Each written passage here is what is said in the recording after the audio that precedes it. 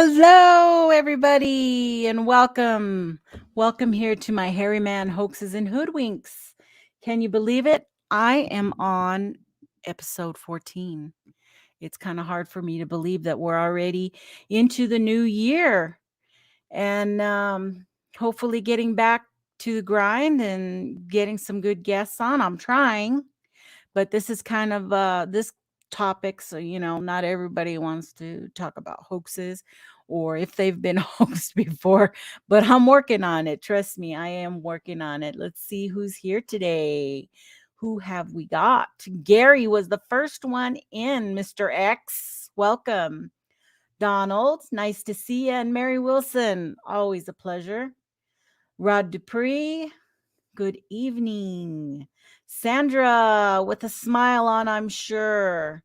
Lynn, thank you for coming. Thank you for coming, guys. I really appreciate it for supporting my channel.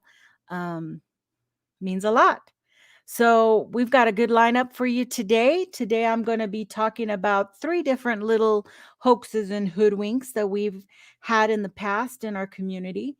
And with me to discuss those is Mr. Brent Dill. Welcome, Brent. Hey, how's it going? Happy Good. New Year, Good. Happy New everybody. Year for sure. Yeah, I hope you had a good holiday season. Yeah, it was great. We got a lot of Good. snow here. A lot Oh, of, I lot heard. of I heard. snow.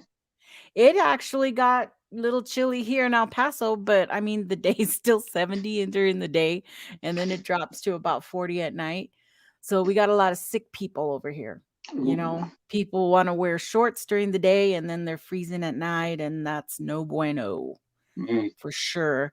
And but that's what I want because I don't like snow. No snow for me. Oh, same here. Yeah, like all our passes are closed right now.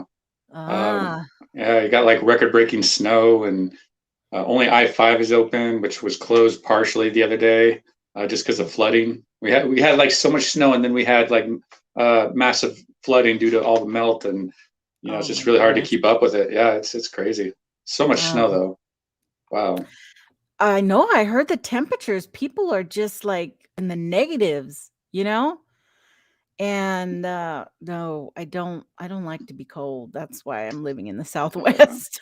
Well, I was raised in the mountains, so I am used to shoveling snow. I grew up driving in the snow, so I do know what it's all about, but that just wasn't for me.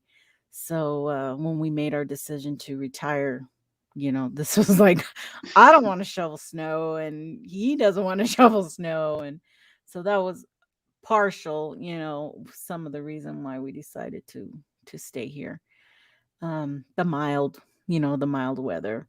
It gets a little hot, but that's what the air conditioning is for. That's true. My mom lives down in Arizona, so whenever I go visit her during the hot season, well, actually, I Yeah. try to go during the non-hot season, Yeah. just because it's like man, it's Too just kind hot. of insane. Yeah, way too much. It's like, ooh, Yeah. Well, that whole Phoenix area is just like one big oven, because there's so much pavement. There's very little open ground in the city part because you had a city that was surrounded by a lot of little communities, and they just kind of melded together, so before you know it, you're Phoenix, Glendale, Sun City, everything's all squashed together, and it's just one big heap of pavement. So you feel like you're in an oven. It radiates up at you. Oh, that's the it's worst. like when you go to Disneyland, it's the same thing because they got so much asphalt, the blacktop there, that is just like you can just feel the heat just come radiate back towards you, and you got to spend $4 for a bottle of water, and they only got like 2 drinking fountains in the entire park. It seems like. Yeah. you- yeah, they're pretty good. Oh, yeah. Hey, admins, looks like we're probably gonna get hit with some crazy stuff. So if you can keep an eye out for that, greatly appreciate it. B, thank you for being on top of that. Some Scotty. some crazy Hey, stuff is Scotty. okay, but the offensive crazy stuff, yeah, gotta get Oh rid of yeah, that. yeah, yeah. Just keep an eye out for me. If you need help, B. Oh, there Donald's here too, so he's also a mediator. Um, what was I gonna say about Scotty? I had no idea Scotty was from Australia. Oh, nice. And I love that accent. I just do. I don't. I do. It's great. Um, so let's get going before I just start talking about gibberish. So tonight we've got scheduled the Gable film hoax and film footage, and then after that we're going to talk about the Goat Mountain hoax, and at the end we're going to talk about the Wild Creek Lagoon Bigfoot photos. So, for those who are not familiar, uh, the Gable film was a 3.5 minute reel from an 8 millimeter film, which supposedly turned up in a box of odds and ends at an estate sale several years prior to 2007. And appeared to be have shot in the 1970s because of the way it looked, and it was all vintagey, and the cars and trucks in the show were model, 70 models, and snowmobiles. There was a older vintage snowmobiles being ridden around by the kids and stuff. And but it supposedly shows at the very end of the film an apparent dogman, okay, or some type of creature that comes galloping out of the woods, and it just is really odd looking. Everybody agreed that it looked really odd. And the film is jumping all over the place, and it kind of makes you dizzy, and you're like, oh my God, can you not just hold that steady? But I'm going to go ahead and we're going to play that for you since it's only about 3.5 minutes long. And there is no audio. Okay. So we're going to let you guys take a look at that film right here. And as you can see, it just shows the kids uh, playing around, and the supposed father, who is his name is actually Mark Agrusa, and filming his kids. Yeah, it looks like a really authentic 1970s home video. It Something that you does. would find in an estate sale. Mm-hmm. I remember when this The came out, it was really interesting. the backstory. I mean, there's a complete backstory, and that's what we always tell people to look out for. Is that, well, what's the story? Where did it come from? And this happened somewhere in Michigan. That's all that we also knew. And did I actually find the? No, I didn't actually have the town, but I mean, it looks like just the dad being a dad, Yeah, having fun. out having fun. Yeah, right before the snow melts. Mm-hmm. Oh, Doing regular. yeah, here's the father right here when I was initially And taking this the is how I pictures. remember our old vintage stuff. It would just skip to all kinds of different crap from day to day Hmm. or whatever. We just kept adding on to the same reel. That's how it was And done back then. This is pre-digital. right, right. And Oh, there's a I mean dog this. kid right there. Oh, wait, no, that's a dog. Never mind. uh, Even the dog looks from the 70s. Yeah,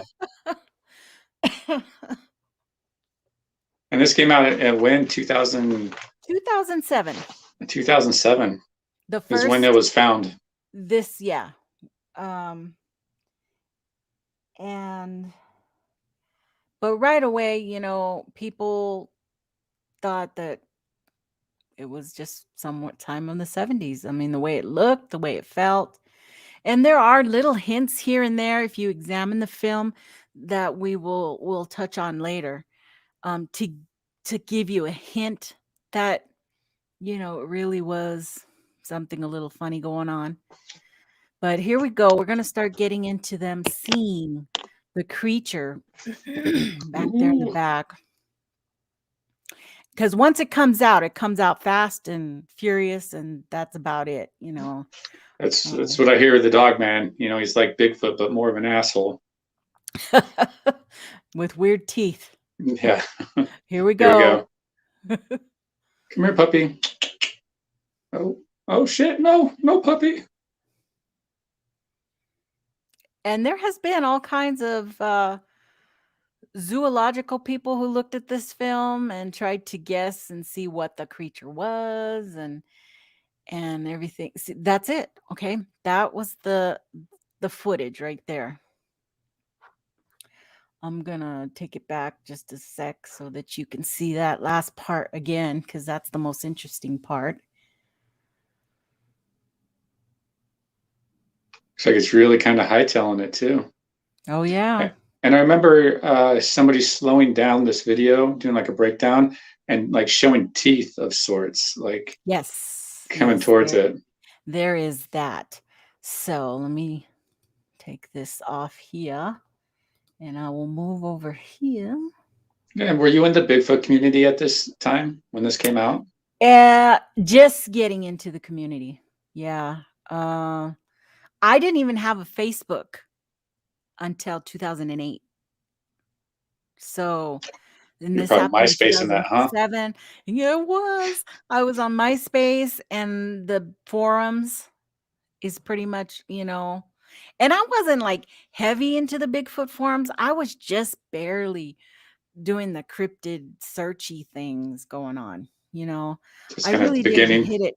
Yeah, I didn't hit it heavy into YouTube or Facebook and all that until after 2010, when I moved to Korea, and then that's all I had to do all day. Well, I think that's when those really kind of came out and started becoming more prevalent Yeah. and more sharing of this type of footage, which which you can really only find pre YouTube on like forums and websites and stuff like that. Right. So this guy, Mike Arusa, or Agrusa, I guess that's how you say it. He was out there, and that was in 2007. Okay, that happened. Here is like an what? When the footage was found, or when it was bought, Yeah. Well, when it first started to come out was in 2007. circulate. Yeah. He supposedly, a Scott. This was all based off of originally, off of a song called "The Legend." Okay, that was the inspiration for making this, and from this Agrusa guy. Okay, but we find this out later that he had liked that weird song, and I actually have it here, and I'll play it in just a sec. But he went. I'm kind of getting ahead of myself. After this was released, he wanted to, he wasn't getting very far with having it released, and he kept trying to promote it and get, his little short film noticed. So the year after that, he decided to make a sequel. So a part 2 came out from that. And this is what came out of the part 2 of the Gable sequence.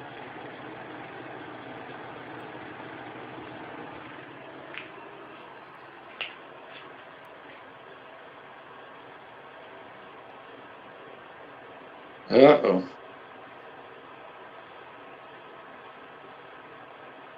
It makes it seem like it's all like official, like,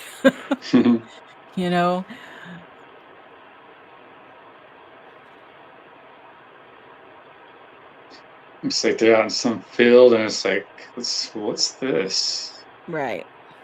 And a lot of people have seen the first footage, but they didn't know there was a part 2 where they find the body of the person who was attacked. Looks like the dad, huh? Yeah. I mean, people, I guess, believed that was a body, or right away people thought that was a fake Dummy Sure on looks the like a dog man forehead. attack to me. Ripped him right apart. Yeah, he was mad.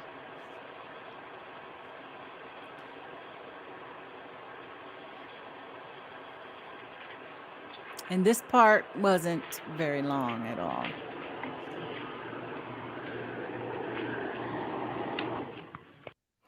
See, and that was it. Kind of weird, you know, but shows that half body there. Now, in that first sequence, you were talking about how we see the face right at the very end. Oh yeah. And this is what is, if you pause it, this is the sequence you see. Look at those teeth, are weird on. Like, I've Yeah, never even seen a mask that looks like that. that was pretty wild. Mm-hmm. Well, I mean, if the dog man exists, probably has like messed up teeth like that. Yep. Um, here's one of the old cars that was used in it. And this is Mike. This is the dead man. Dude, that was ripped in half. Yeah, this is the dead man that was ripped in half. So now we get to an interesting part. Monster Quest actually decided to do a series on the American Werewolf. So they picked up this Gable film, and they went through the whole thing of showing it and showing bits and pieces and trying to get people into the show, and are we going to get to see what it is, and trying to get people to watch the whole series, because it was I believe it was season 4, episode 9. Episode 9. And it was near the end of the season. So they were trying to get people to, really watch. And they knew, though, at this point they had done their homework and had found out, everything that had transpired, and that this Mike guy had came forward saying, no, it's just a prank. It was just me fooling around. And that's when he actually mentioned the whole legend song that was done. And I can share that with you as well. Yeah, that'd be cool. I didn't know it was after a song.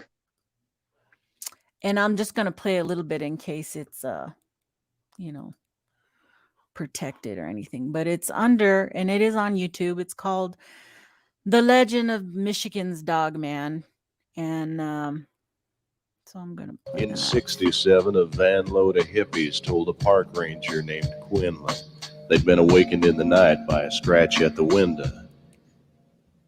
There was a dog man looking in and grinning. So that was very In 77, there were screams Johnny in the night Cashy. near the village of Bel Air. Yeah, it is. Could have been a bobcat, could have been the wind. Nobody looked up there. So anyway, I have like that early rap. Yeah, I have that posted down in the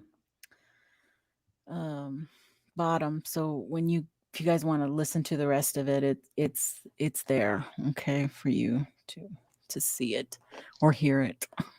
That'd be so cool if somebody did like a remake of that.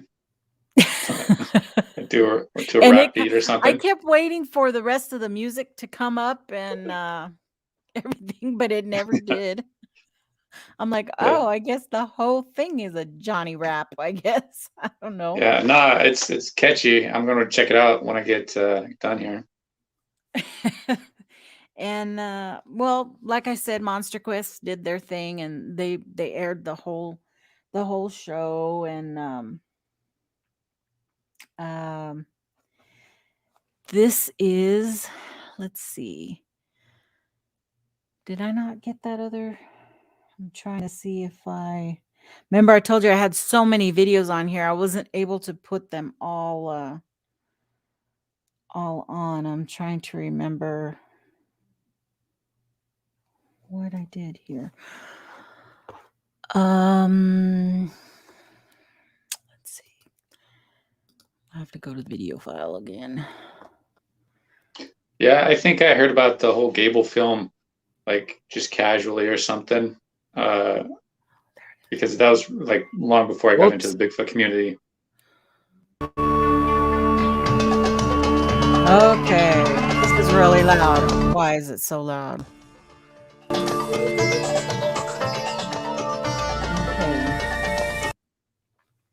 Okay, I found it. So this is off of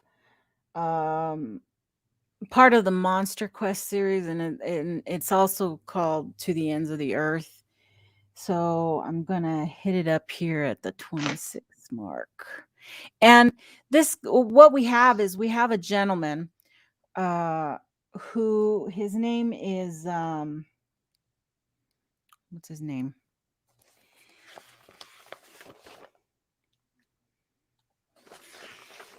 I have so many papers. Let's see. Even Bindernagel was in this one too. Oh yeah. Yeah. Yeah, I actually made my summer watching some Monster Quest the other day. I think there's like 50 something. There's like, I don't know, an insane amount of season 3. You're like skipping through it. It's like, geez, man, it's a lot. I think it's right here somewhere. I thought it was. Yeah, there's a Monster Quest episode or one that Doug Hychek did that is the investigation area that I go. They did a 10-day long expedition there like 10, 15 years ago. Mm-hmm. It's like, oh, wow, small world. Oh, you know what? Oh, we're Goat Man. One. Yeah. Yeah, we're Goat Man.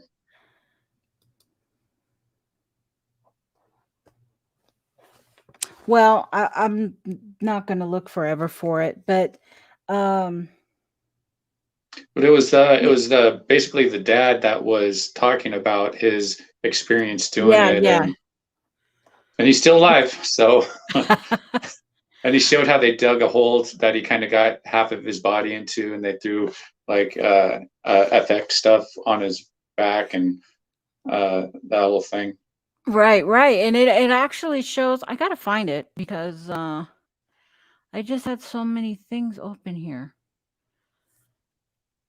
I don't know which one it is. The name.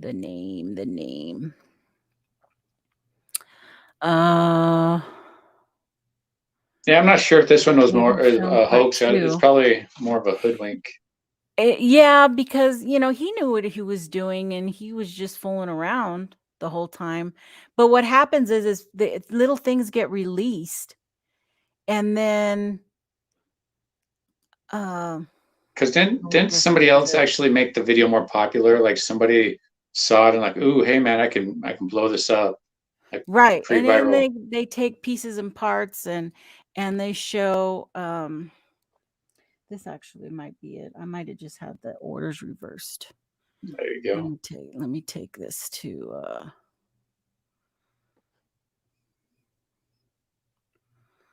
is it? Yeah. But I have my numbers all wrong, so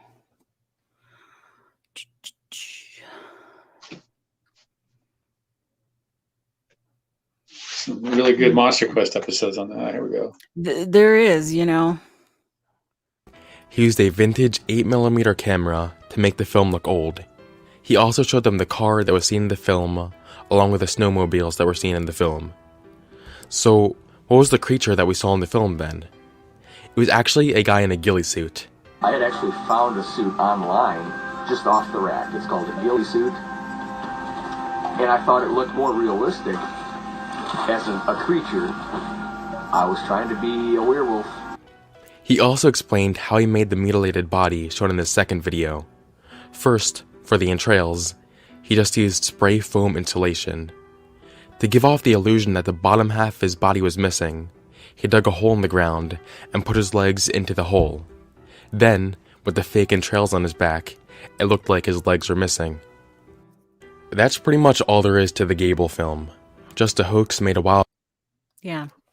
So, there you have it from beginning to end. And people to this day still want to believe that there's something to that. You got a lot of hardcore dogman people out there. And anyway, Now I that's wonder I wonder if that pops up in the dogman community as much as like stuff like that, the equivalent that pops back up in the Bigfoot community. You know how stuff gets recycled. I yeah, wonder how much the Gable film gets yeah. recycled, because that's not really attributed to Bigfoot much. But I know, right? Um, so that's pretty much the whole story of the Michigan Dogman Gable film footage. Ooh. And people want to compare it to like how we have the Patterson Gimlin. That's their Patterson Gimlin. I read that a couple different places that they want to use this as their like it's real, yeah, type of deal. I've seen backstories of like or reading stuff of people trying to justify how it's real, how it's a cover up, and just Right. to like say, oh, that's a Bigfoot or a dogman. Okay, so now I can move these over because they're in my way. What did you guys think? Do you guys think did you ever think that the Gable film was real? Any of you in chat? It's okay if you did, because when it was released, you only got like small little. It was harder to investigate evidence that was being released at that time because we didn't have the resources. We didn't have the collective. You had like the forums there, but that was only one place. Now there's like so many resources for us to use to vet stuff out a lot better. And there was even a part on another video that the one I really can't find, but that really shows him really well without anything on doing that galloping thing on the ground. Oh wow. Yeah, I thought that was a dog for the longest time. And also in part of that footage with Monster Quest near the end, it'll show one of the PhDs who examined the footage, and she right out said, she goes, nope, that's not a canine type walk, that's a primate type of movement. I mean, straight out, and not really, she wasn't saying it was primate ape or monkey. She was trying to say primate human being, Mm-hmm. Trying to be that nice about it. movement. Yeah. So that was really, really great to, that she knew the movement right away. She was like, what is that? No, that's not a dog movement at all. Well, it was so weird. I mean, and it happened so fast in that footage. Yeah, you only get like a few seconds of actually looking at it while it's actually in movement, and then it just goes to all shaky. And his kids shot it. That's half the reason why it was so shaky, is because his kids were helping him do it. Yeah, that adds the authenticity. Yeah, just a plain old ghillie suit. One of these suckers. I wonder what they did for the teeth marks, in the back. Yeah, I Or if he wonder. wore like a head or a dog mask or whatever. Yeah, and that he never did talk about. I never did hear that come up in any of the conversations on any of the videos for sure. Yeah, because there wasn't any type of other pictures other than those teeth right there. Yeah. That came up. Oops. And that looks like a dog's mouth, It does. It kind of snout, Yeah. that first photo looks snouty. And then those other ones just look weird. Yeah. Whatever thing he had on his head was just I bet you it was just a Halloween costume. Yeah, probably the werewolf mask. Yeah. So there you go. That's the Gable. So let's move on to the next one. which is called the Goat Mountain footage. So Ooh. the Goat Mountain footage is actually really interesting because it is actually it first appeared on a National Geographic television special labeled The Bigfoot Monster Mystery. And this is the photo that came from that. Okay. This photo here has been cropped and used, and people have attached it to their own, they made up trail cam photos, and, trying to say that this is what they caught. And nothing really there, nothing really to see, but it's comes up and people keep using it over and over again. They think that nobody's seen it before, and a lot of you may not have seen this around. Had you seen the Goat Mountain before? Me, a long time ago. It, but I forgot all about like when you were telling me about it, that this is the one that you wanted to do. I'm like, what was that one? And then you Hmm. sent me, and I was like, oh, okay. And then you sent me the Yeah. other thing. I'm like, oh, okay, yeah, I know exactly. Once I saw that film director, I was like, oh, I know exactly where Yeah. that's from.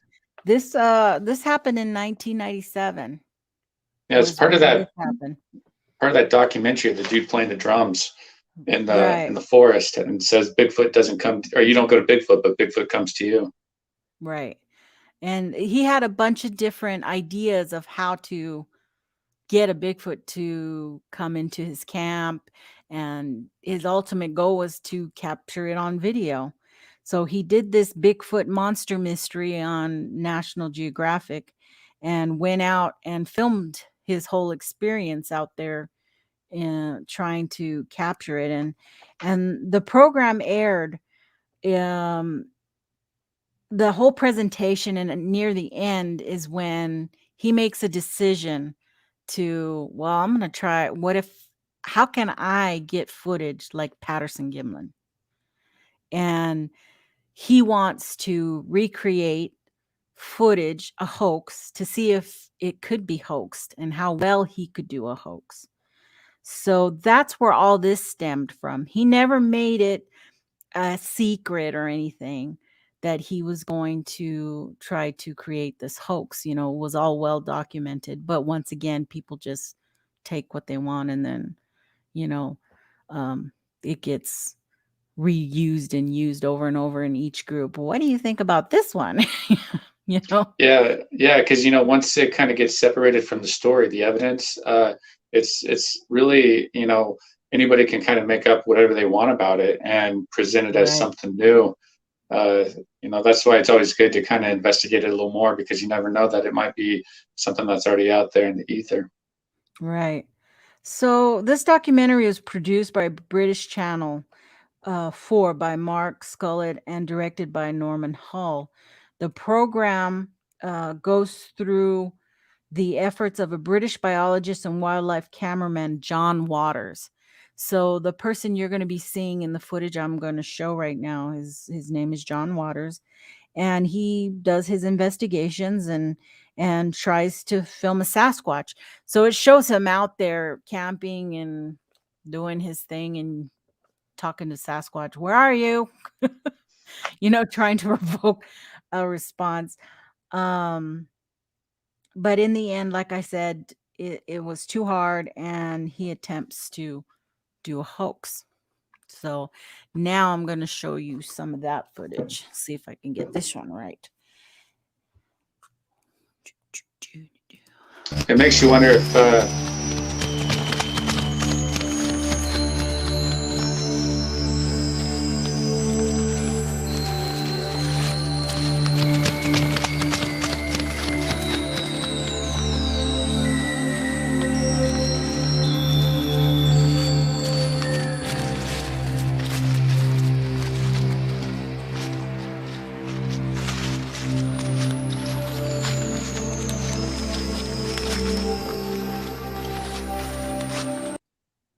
So that's the main footage right there that he keeps trying to recreate over and over and over. through this whole video here of the Bigfoot monster mystery, it shows him going, with his Bigfoot, which is, there's a nice picture for you of what the He's real right by Bigfoot you, looks dude. like. Look to your right. There he is. Giving him director's points, do this, run further, go around the corner, faster, slower, whatever. And it goes through all that. It's actually a really good footage. So I'll say that again. It's National Geographic's Bigfoot Monster Mystery. It actually, that documentary goes by a few different names, I found out. Oh. Yeah, it's got like variety of different names, but it's free on, I think, IDBM or Tubi app, one of those apps. But there's actually a lot of Bigfoot movies on there that are for free. During it, it shows him talking to people and talking to individuals who are out there. And it's really good. It's actually a really good documentary. Yeah. And has Larry Lund in it and this Henry also Franzoni. Bindernagel again. John I'm looking for 4250, and that's where I'll start up this next round. Yeah, it makes you wonder if footage like that came out now, how it would be received, if it came from a Bigfooter. Because it looked kind of legit, Right. And, well, I'll play this last part, and then we'll talk about the actual, what the Bigfoot looks like. Okay. Can't get that Patterson footage out of my mind. If it is a hoax, it's certainly a very, very clever one. And it's defied complete explanation for a long, long time. I suppose the only way to find out is to do a hoax of my own. See if I can't baffle the experts. Can I speak to Patrick Denver, please? Oh, hello, Patrick. It's John Waters here. I hear that you're in the sort of costumes and special effects department. Yeah? Well, I think I've got a job for you.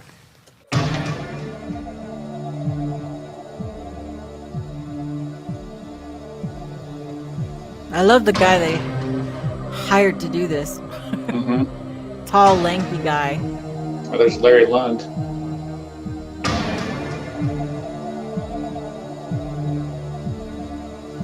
And he does the entire thing barefoot. Oh, wow. Whoa. Well, downside of being barefoot. I don't know. It's very difficult to generate a suit that fits the tight muscle body of that creature. Compared to that, yeah, it's not even a match at all. In the mist, at a slight distance, perhaps that isn't so clear that it's a uniform hair length, really, because it looks more or less like a uniform hair length. It pretty much is. Well, There's smaller very hairs clean, underneath. where a creature out in the bush would have a mangy sort sure, of. it'd be matted in places. It would be, I'm sure it'll be matted in places at the end of the day. Stay in this long enough, it won't be clean. Yeah, okay, there you go. We'll stick a few twigs in there. That's what you should do, yeah. Right.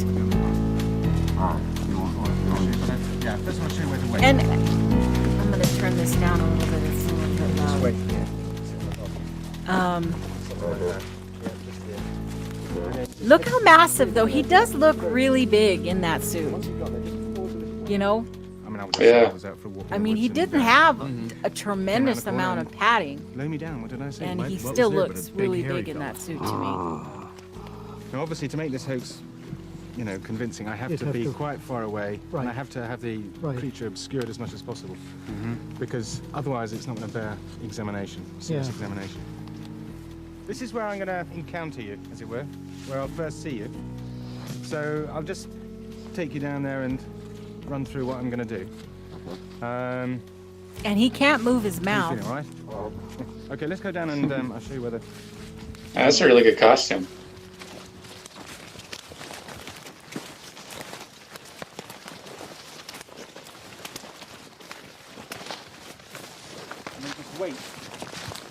Wait here. You can then, this is when you could be looking. Can you see okay? Wait sort of obscured until when you see me running down, through there, approaching, then turn and walk again quite fast this time. I'll try to catch up with you, but I won't, as it were. End up disappearing, but just keep because walking. I have this 5-foot stride and Exactly. I'm leaving you behind. Exactly. All right. Okay, let's so let's give it a go. I think it's kind of funny. Do you see how they're staging this whole thing? That's Yeah. interesting about the Patterson Gimlin film. There was none of this staging because you could see the prints and everything.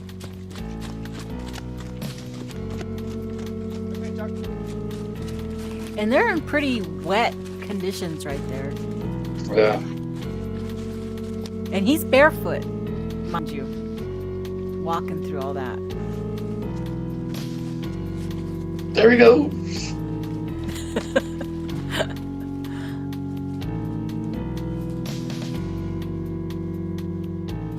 How was that walking through there? All right? Yeah. How your feet all right? You're not. That's. Well, they're going to freeze up and fall off pretty soon, but other than that, I'm okay. Yeah. Well, we won't be long. I don't think we'll be very long. That was good. It's certainly indistinct, very shaky because I'm handheld. What I might do now is do it slightly wider because that was a lot of that was quite tight. But if you can leave that tree where you were a little earlier. Okay. That'd be great. So, That was good. what do you think about that suit? I think it's really good. I think that to make it more believable, they should have put more moss, lichen, twigs, and stuff. When Jace had his encounter, he talked about seeing how it had, that moss type look in it. I think that if they would have done something like that, it would have helped a whole lot. But it makes you wonder if, this is what some Bigfoot investigators do. They can't get the footage that they want there, so they have to create it for themselves. Right. I'm like, why didn't they dirty him up a little bit? But he's probably renting that suit. Yeah, exactly. I was just thinking that. The owner's like, no, don't mess up my suit. Yeah. Well, it makes you wonder how much a suit like that costs. I'm sure it's tens of thousands because there's hundreds, if not thousands, of man hours going into it. Right. And that's what I was like. He would have to outright buy the suit to be able to do what he wanted with it. So, and I mean, he never makes any mention of, well, let's just dirty it up, Yeah. because that can't happen. There's probably a contract on that suit right there. Oh, absolutely. And I think the hair looks a little too long, and it should be sparse in some areas. But yeah. I mean, that could all be fixed, and I don't like how it comes down to the hands and it looks real like wide. I think it needs to it needs to taper the ends, the arm ends and the leg ends always seem, they're big. So that's what also doesn't give the look of it being on skin. Yeah, it's that's why I think that they're probably going to go with the more obscure look, that like hiding behind a rock, like they're about ready to do. I think because away. it helps hide those things. Again, going back to the PG film, it's like, wow, Patty was there in full view of everything. That was quite brave for them to do. If it was a hoax, is to have the suit out there in the wide open and not something obscure like this director here went for. And that's something also about, the Patty footage is that you don't see that. You see the arms are not flowing, they're not baggy. It's tight.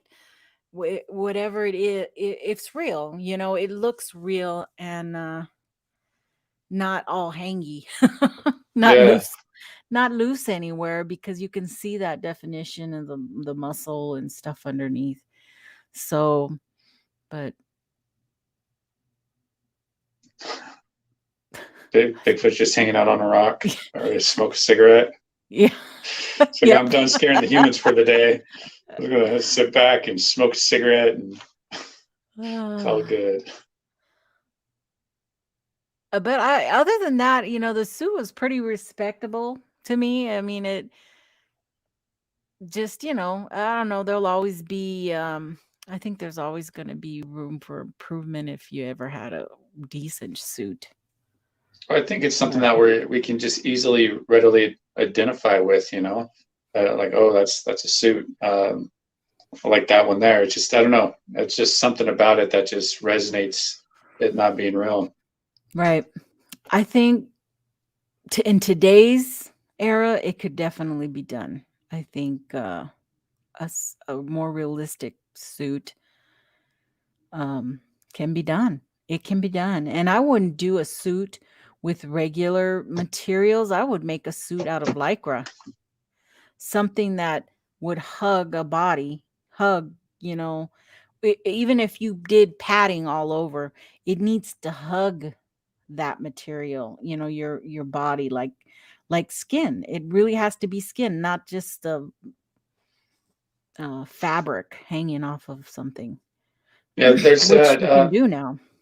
yeah, there's that one dude, Aaron Swepston. He's open about it, and he's the one who created the Patterson Gimlin suit. I've been meaning to go down there and I want to like interview him and get like pictures and video of the suit, because he made it with 1967 material, and it's got the breasts and everything, and it looks pretty good. It's got this sparse hair. It's what you'd kind of think a Bigfoot suit would look like. Face is kind of wonky, but right. It's a really good attempt.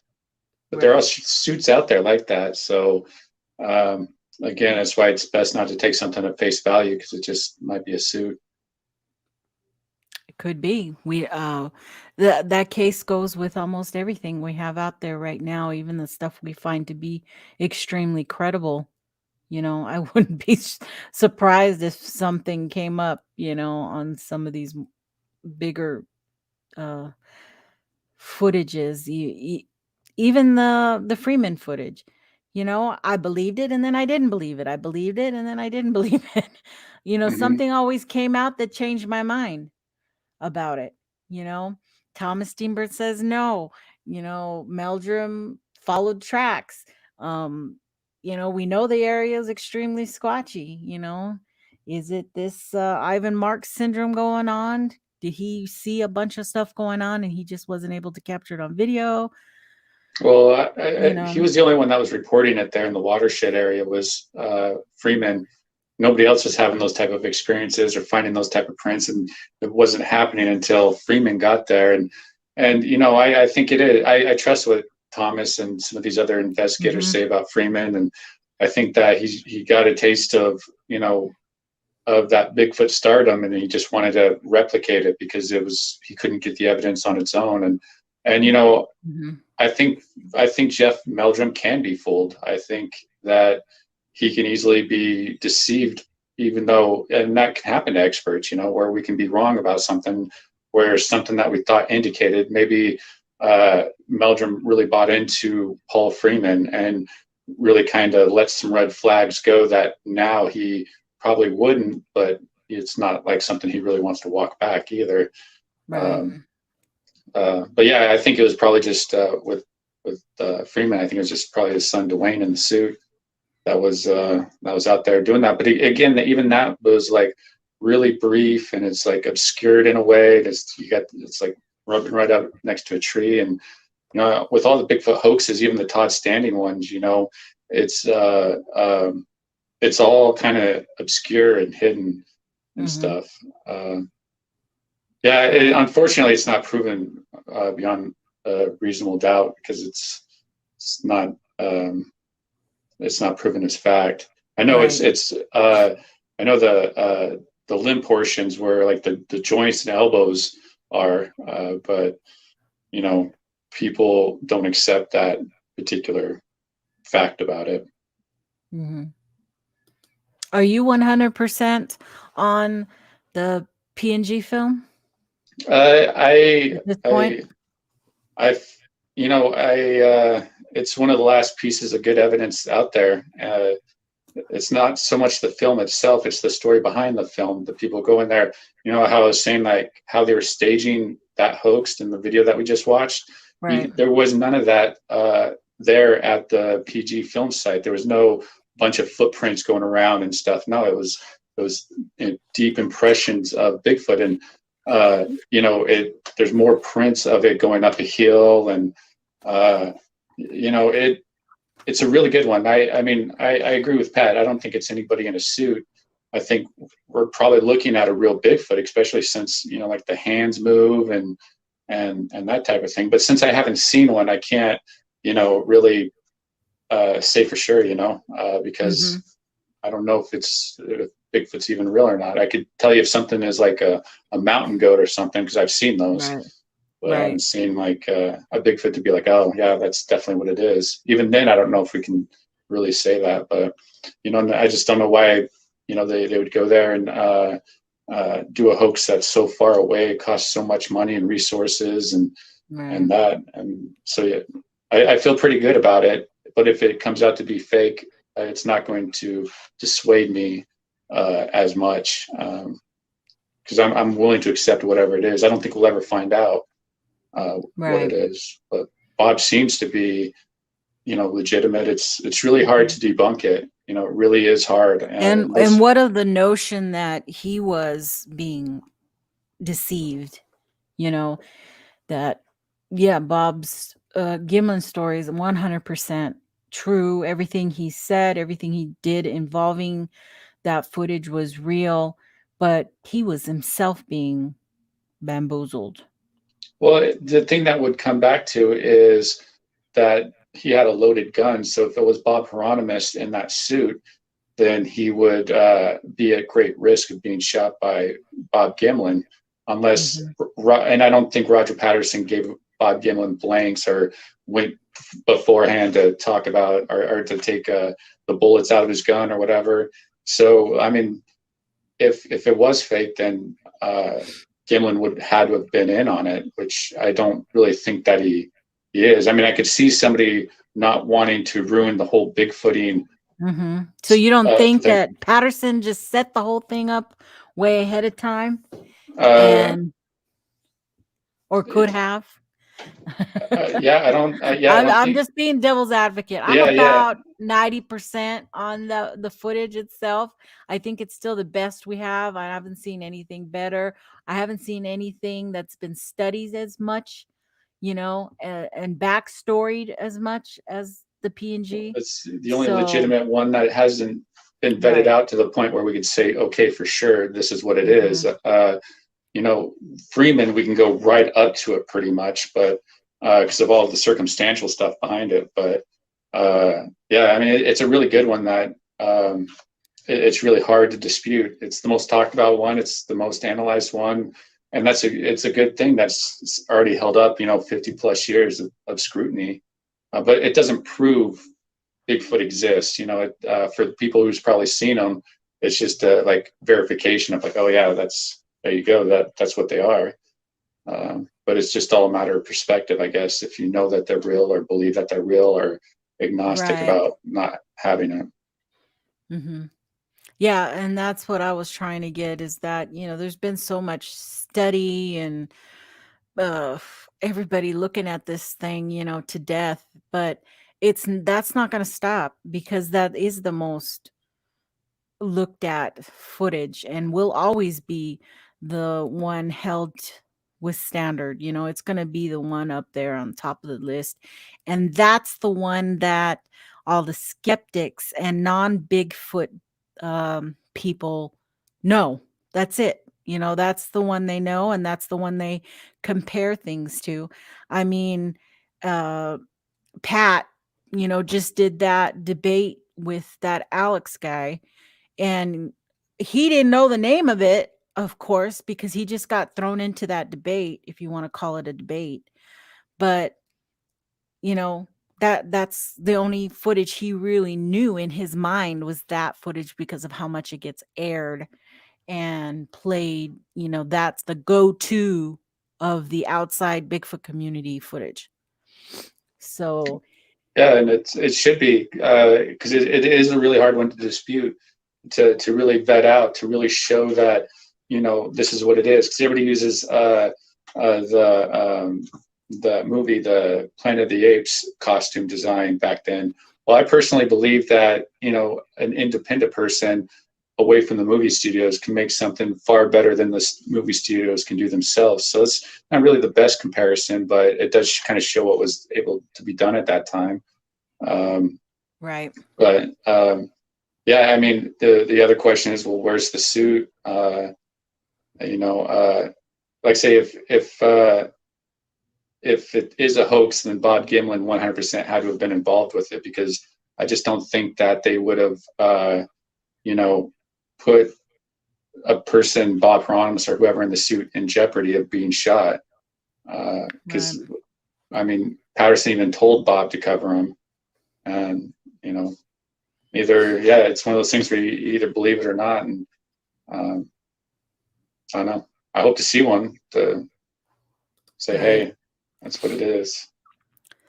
Life says I think PG is very possible representation of what people see in the Pacific Northwest, yet there as those that say PG doesn't match what they saw outside of PNW. But, that makes sense too, because all the different geographical areas seem to have a little bit different looking, Bigfoot in their area. Yeah, well, I mean, it seems like you got more isolated groups. Like you always hear in the South, they're smaller and not as hairy, and up northern areas is when they're bigger, more hairier, with a thicker body mass to them. Right, to support them in the winter, Yeah, which kind of maybe even indicates that they don't migrate like birds do, or migrate over long distances, that they are in fact nomadic within a certain given area and don't go to like the southern hemisphere, so to speak, because they probably can't. So just, I don't know, maybe that there kind of helps point that that's what's going on there. We've got, what else? 50-50 on it. Kevin is 50-50. We just don't know. Some of the still frames look really like a suit, but then Patty has her back to the camera. That sure looks real. Yeah, some, I kind of wanted to talk about too, not here, but in this other group that I'm part of, because they released that 4K picture, or that 4K video, and it makes detail far more apparent. It gives Bigfoot like a diaper butt and stuff.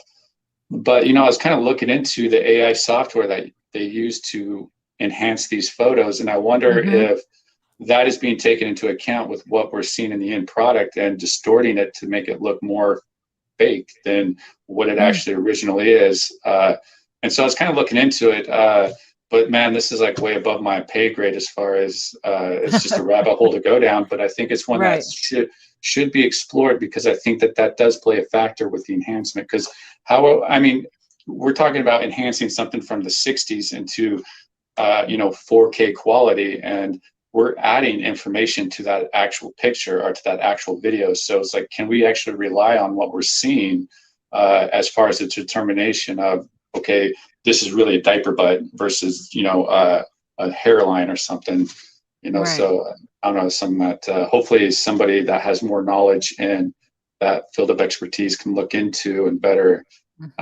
figure out that software, because that's a huge factor huge factor with, I even wonder if it creates the pareidolia pictures too, with the way that the software is used to enhance and create pixelization, creates pixels basically. It really breaks down that matrixing, changes it, and for sure. What is Mr. Jeff has to say? At best, the PG film proves that there was one unidentified species in front of them that day, which is convincing as it was, still falls short of proving the population of bipedals across North America for the most. Yep. And you will, and it's okay. We're gonna hold that to being one of the best that we've got right now, and that's okay until we find more, and hopefully we will, get some more footage someday.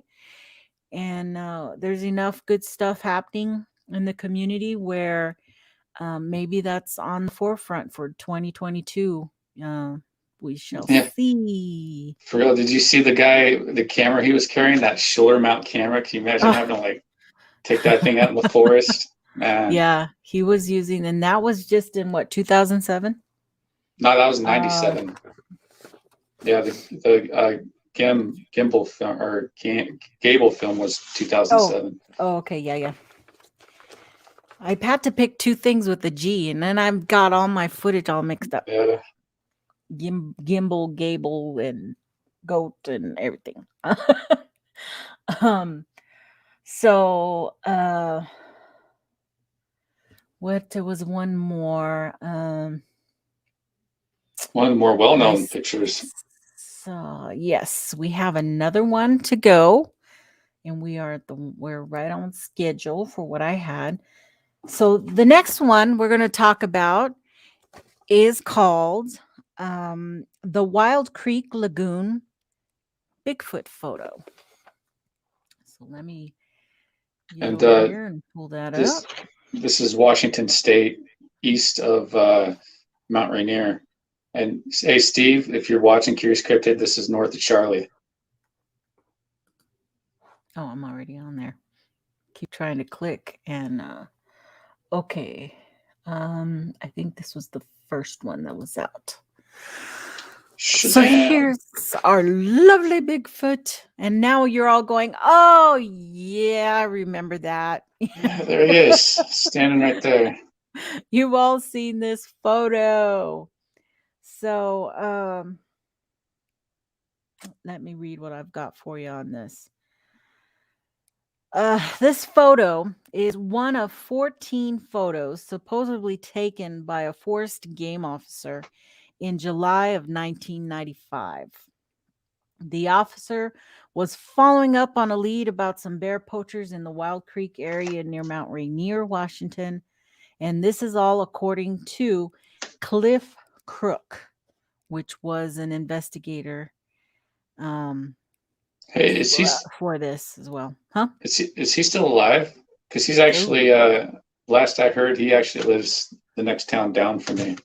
Oh, really? That would be interesting. Yeah, small world. Get him to come on here and confess. Yeah. Or, release all those other photos that he has, allegedly. That are all going to be the same, just in different Yeah. So, Crook says that he purchased 7 of the best photos. And this is the only photo that he had released to the public originally. And the other 6 in other 6 photos, he had said that you could see them by appointment only. Oh yeah, that's not suspicious, right? But then recently, the second photo was released. So keep a good eye on this one. Now here's 2. Boom. Let's do that again. That one sells it, man. Boom. Oh, he moved. Got the same expression on his soppy hand. I just noticed that. It's like that. His right hand over there is kind of all wet and soppy. So when this surfaced, many people involved in the Bigfoot research agreed that this photo confirmed that the Wild Creek photos were a hoax based on the theory that it was a small model. Okay. And many people or pine needles there. Yeah, many people figured that it was actually a model from railroad materials that are used to make railroad dioramas, that it was part of a series of some kind of project making kit. So that's where the majority of the people believed this was, just a small figurine.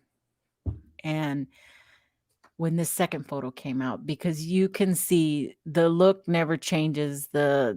It's just the back, the actual camera is what's moving around. And looks like he just turned it just a little bit, and you're like, oh. Yeah, the lighting's changed, but other than that, it's the same thing. Yeah. What was the other thing I was going to say about this? Oh, I know what I was going to say. Now, they did send this photo to a photo lab and had a supposed photo expert claim to have found tiny diamond shapes or signs of electronic imaging inside the photo, but not the actual photographs. So there could have been some manipulation on somebody took the photo and then changed it again and again, you know. Yeah, But change the contrast or yeah, whatnot. but that happened in 95. But as far as the original photos, they actually sent it to some bigwig in I believe it was Japan. Let's see, where did I read that? Yeah. Okay. So an update in 97, a photo lab called Epson Square in Tokyo, Japan, from a photo expert, Mr. Noriyuki Kurukawa, and his findings was that he did not find any kind of tampering or doctoring of the photos. So all that means is that it's a photo. It really was a photo taken of something. It just was not CGI, or it wasn't manipulated, you know, or put on there. So it's a real photo of a little figurine. Yeah. But they did do that, you know, because a lot of people were saying, oh, it's just CGI. It's just something made up. And, you know, in light of people like Mark Anders and, you know, all these experts who can do all that CGI work, that's what they were trying to eliminate. And that's where it's kind of left off. I mean, if we were to go and talk to this Cliff Crook after all this time, I'm wondering, you know, would he just come clean at this point? I want to see about setting an appointment. Do it so I can look at the rest. Make it at his house so that you can see what's on his shelves. Oh, absolutely. Because you might find a little creature up there. No, he literally lives the next town across the street from me is literally what it is. When I saw it, I was like, oh, wow, that's a small world. But, you know, I think he's probably in his late 60s, early 70s. So, you know, it's still possible. And if he still lives in the same area, it's weird. It's like where I live, there's like all these Bigfooters all around, you know, like obscure people. You live in the hub. Yeah, kind of. You know, so, I mean, there's people in the community who have purposely moved there just because of that. You know? Yeah.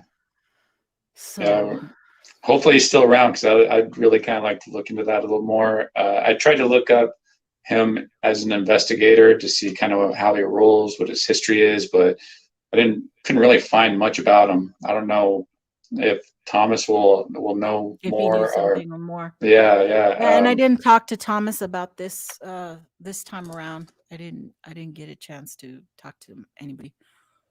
Yeah. But I do have a couple of things I want to talk about real quick, and that is I wanted to give a huge shout out to my friends Jessica and Jeff Mora of Broken Branch Designs. Put that up here. They are such great and wonderful people that are vendors for a lot of the Bigfoot conferences on the East Coast. And they sent this is Jessica and her brother Jeff, and just the sweetest, you know, people. Oh, that's Daniel's girlfriend, right? Yeah, they're such a cute couple together. It's like, they are. That's so adorable. They are. There's like little twinkles in their eyes. Yeah, you could see it in their pictures. It's cute. It is cute. And I mean, she sent me, I got this in the mail. Oh, nice. I got a hoodie in the mail. I got a cryptid cup in the mail and a sticker. Oh, that's cool. And this big flag I have up right now, she sent me this week. And Yeah, I love Bigfoot stuff, you know. I do too. And I don't care what anybody said, because you hear a lot of researchers saying, why are you going to sell that stuff? And it's just, why are you going to pay money to people? And because I love it. And Yeah, it's a multi-billion-dollar industry. It's like, who doesn't love? I mean, my kids give me like Bigfoot stuff for Christmas all the time, be it the Oh playing yeah. cards or the Bigfoot tracking kit, and I got a clothes. Bigfoot he's sitting on a stump. He's the thinker. Remember the Bigfoot Oh thinker yeah, one? But it looks like he's on a toilet. It's a stump, but so I put it in my bathroom. yeah. I think retail stuff like this is just amazing, though. It's something that we should all be welcoming, and because it's fun, people get something of value. There's no nefarious stuff behind it, Right. It's really cool. If you can make money off of this gig, why not? Yeah, I have no problem with people trying to make a buck. I don't even care if it's during doing a conference, because odds are you're going to break even, if maybe a little bit ahead, because it costs a lot of money to put that stuff on. Yeah, no, I'm very welcoming and supportive of people like the Broken Branch group, because we kind of need stuff like that. It helps celebrate. Again. Yeah, it helps celebrate the subject. Got tons of stuff. She's got garden Bigfoots and stuff, and oh, cool. At the Virginia Bigfoot conference from last year, she had one of the Bigfoots holding. You hold the toilet paper with it. Oh, nice. In your bathroom. It was so cute. But of course, I'm on a plane. I wanted to buy everything, and I had to only buy stuff that I could squash into my suitcase. People going through your bag being like, ooh, this lady's got a problem. I did. Good thing I saved up a lot of money for that trip. And now I got to think about saving up for this coming June for the next one. Because I want to go again. It's well, they do shopping or selling online, right? Yes. Yeah. And that's what I'm showing you here. You can go to brokenbranchdesignllc.com and look through their repertoire. Got a lot of great stuff. So I totally appreciate it. Thank you, Jessica, for sending me the goodies. I loved them. And I think she sent me a pin too. She did, but it's in the other room. And okay. And the next thing I wanted to talk about was something new I'm starting. My daughter is a big Discord person, and it's like a social media thing that's been happening where you can it's been around for a while. Okay. My daughter's been involved with that for a while, and it is a site server where you can create channels to chat on or audio chat. Okay. And it's like a 24/7 chat, So I am going to attempt to, well, I already did. I created a site called Hairy Man Forums on Discord. And until people, more people get involved within it and come on to Discord from the Bigfoot community, because a lot of the people I associate with are, we're a little bit older, from our 30s to our 50s, and I didn't know anything about Discord, so it took me a while. It took me a while to figure it all out. And but once you get into it and you get used to, once you sign up and get into it, it's not that difficult. It's just a site where, say there's no YouTubes going on, and you're waiting for the next person to come on with their podcast, and you don't have anything else to do, but you want to continue or go to a chat. It's open. That server is always going to be open. And I have the link will be posted below, so you guys can go to it, and it's an invitation to my Discord. And the more people sign up and get onto the Discord, then there could be potentially people chatting about Bigfoot 24/7. So this really is a great host for those who don't live in the US, but we have a lot of people from Australia and the UK and Ireland and, that are also involved. And they can also continually have chat going. So on this server, I'm going to have certain channels on there, research and researchers, hoaxes and hoaxers, anything Bigfoot. And you can also suggest a channel that you guys just want to talk about, or we can even use it as an after show chat. So like when we're done, sometimes we have 4 or 5 people on a show. We sit and chat after the show, but we really don't have any place for the chat to go. They just kind of, after a while it dissolves and people get off, and that's it.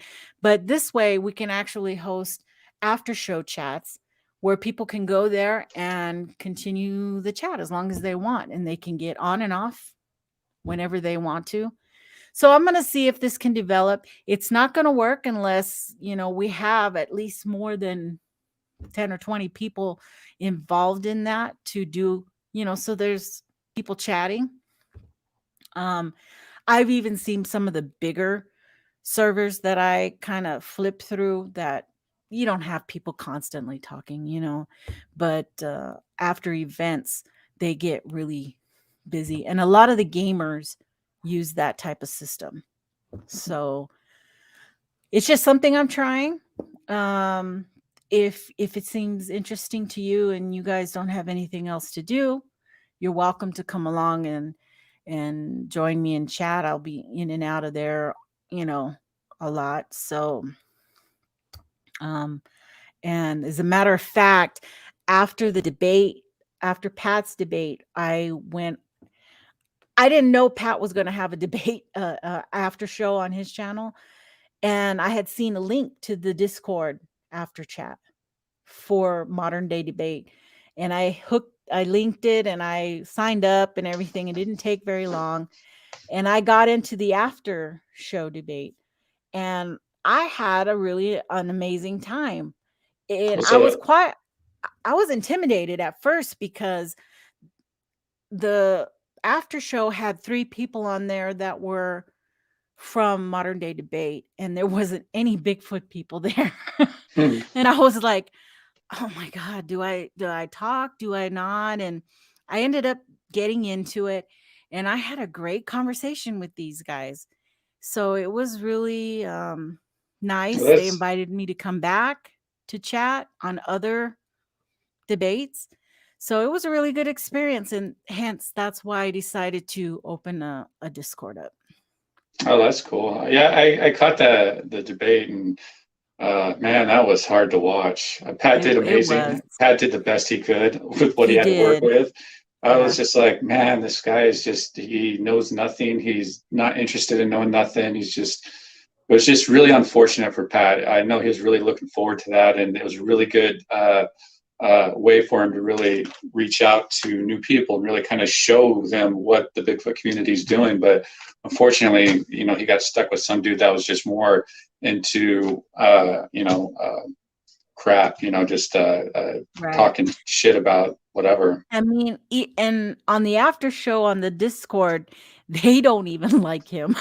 Yeah. They don't even really, like when he's on, because he doesn't follow the rules, I guess. And he screams a lot and yells a lot, and they went quite into detail about some of the stuff he's done in past debates, but he's always available, so that's why he's always there. I really hope that they give Pat another opportunity to go on there to really represent the Bigfoot community in a way that I think he wanted to, but just really couldn't, because he couldn't have a conversation. It was like talking to like a 5-year-old, really, is what the equivalent was. Because that was a tough one. It was good to hear that the Discord server was a lot better to interact with. I guess that James dude probably wasn't there. We didn't have our faces on. It was just audio and our little icons, and it was good. It was a good conversation, and they asked me great questions, and I'm like, man, why didn't Pat get this question? Why didn't Pat get this question? Because the guys who were hosting the after show, they should have done the debate, you know? And, but I mean, it was all, it is what it is. And you can't help circumstances. Yeah. I mean, it was really unfortunate that the original guy wasn't able there to debate. You know, it's just, yeah, when I started getting into it, listening, I'm like, wow, this is, ooh, why did they choose this guy? You know, Pat would have had a better time debating himself than wasting time with that dude. Right. So yeah, hopefully, you know, I see some modern day debate people there in the chat. So hopefully they'll help get Pat back on there and really represent it. So the Discord channel is going to be listed in the bottom in the description, okay? The invite. So you just have to click the invite and then it'll take you through a series of how to sign up. And it's just like any other social media thing, your phone number, or email, or whatever to verify who you are. And then it'll take you right into my Discord, which is called Hairy Man Forums. And I just read where, who said, Donald said that Bigfoot Odyssey had a Discord. I didn't know that. So you really got to get a lot of people to hear about that to make something like this work. And I'm just trying it out. If it doesn't work, it doesn't work. Yeah, it's worth a shot. You know, trying out new technology, new things coming out the horizon, because who knows if that's going to be the next big thing. And I mean, I've heard of Discord quite a bit. I know Pat tried to get the Bigfoot community involved, and I still don't even know what it is, honestly. I'm hoping there's an app for it I can just download. Pat, was you trying to use Twitch? Was Twitch the one you were trying to? I can't remember if. I think he tried to get a Discord thing going. Oh, I didn't know that either. I thought he was advertising a Twitch thing, but I do know that Pat wanted to involve gamers or something to try to get more people into the community. Oh my gosh, that Twitch, man! I wish I got it. I wish Twitch was around like 10 years ago, man. I would have loved that. I would have still got into that, like playing video games on there, and I would have been a good Twitch star, I think. Back in the day, I really would have played like GTA and Madden and all those games, man. I would talk some like massive shit, but in a good way, in a good positive way. I don't know if you want to I don't have the link saved, and my big computer here doesn't have the Discord on it. My iPad has everything on that. So I'm going to have to get it on here so that I can just do clickies over here. But until I get that taken care of. There is an app for it. That's awesome. I love those apps. Oh, Pat just wrote, yeah, no, he did Twitch, not Discord. Oh, okay. Carrie tried to do Discord. So there, if you want to type all that out, that's that one. If somebody wants to do that for me. Other than that, then at the end of this, it'll be down in the description, the actual link. Okay. Let me go back over here. There is an app, Brent, Twitch, not Discord. Carrie, what's Twitch? Now everybody's like, what's that? There are so many apps out there. Twitch, man, there's so many people who there's people like in their teens and 20s making like 6 figures off of Twitch just by, you know, playing video games, or mostly video games, really. It's just them screenshotting, and then like there's some interesting Twitch people though, like Wings of Redemption and Dark Side Phil and like Deplorables. It's a whole subgenre. It's really interesting. People do videos on them. Because the next day on that Discord from Modern Day Debate, they had immigration stuff. And that was real interesting. I didn't get involved in that conversation at all, but it was pretty interesting. The actual debate was kind of, you know, serious and scary, but the after ones were really interesting. That's cool. I wonder if there's a way to incorporate that and go live, you know, like do an after show, but have the Discord playing live, so people can, have that whole visual and text medium. That'd be really cool to do. So I'll try to do that. I'll try to get it on this computer, and because I think it's all about screen sharing. Yeah, screen sharing the Discord to probably one of the blocks up in this area that you can create for it. Because I see other YouTubers have stuff like that. Their commentary channels and stuff, but they have Discord and live feeds up and stuff of their Twitch or whatever. I don't know. It just seems like it should be possible. Yeah, it should be possible. There can be all kinds of stuff. It can host, debates, and it can host different things going on.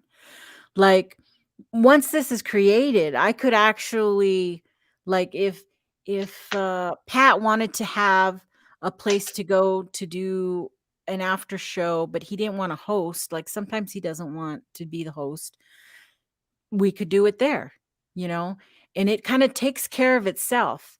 And the more people you have involved, then you can get bots involved to, take care of people who shouldn't be there, and take care and invite people and welcome people. And it kind of runs itself. So that's the good thing about it. And that it's always open, as long as you have the link, anybody can go there. There's also a way for me to lock certain channels for only specific people. So that's another good thing. Yeah. I can have a bunch of open ones for whoever, but certain ones for private chats. No, I'm definitely going to check it out, download the app, get all signed up, and see what it's all about, really. I mean, because I've heard so much about it that... Right, and it's interesting. I was like, oh my God, I was so lost the first time I was on there. But you got a quick learning curve, You just kind of click away and, oh, that's what that does. Okay, let me get back out.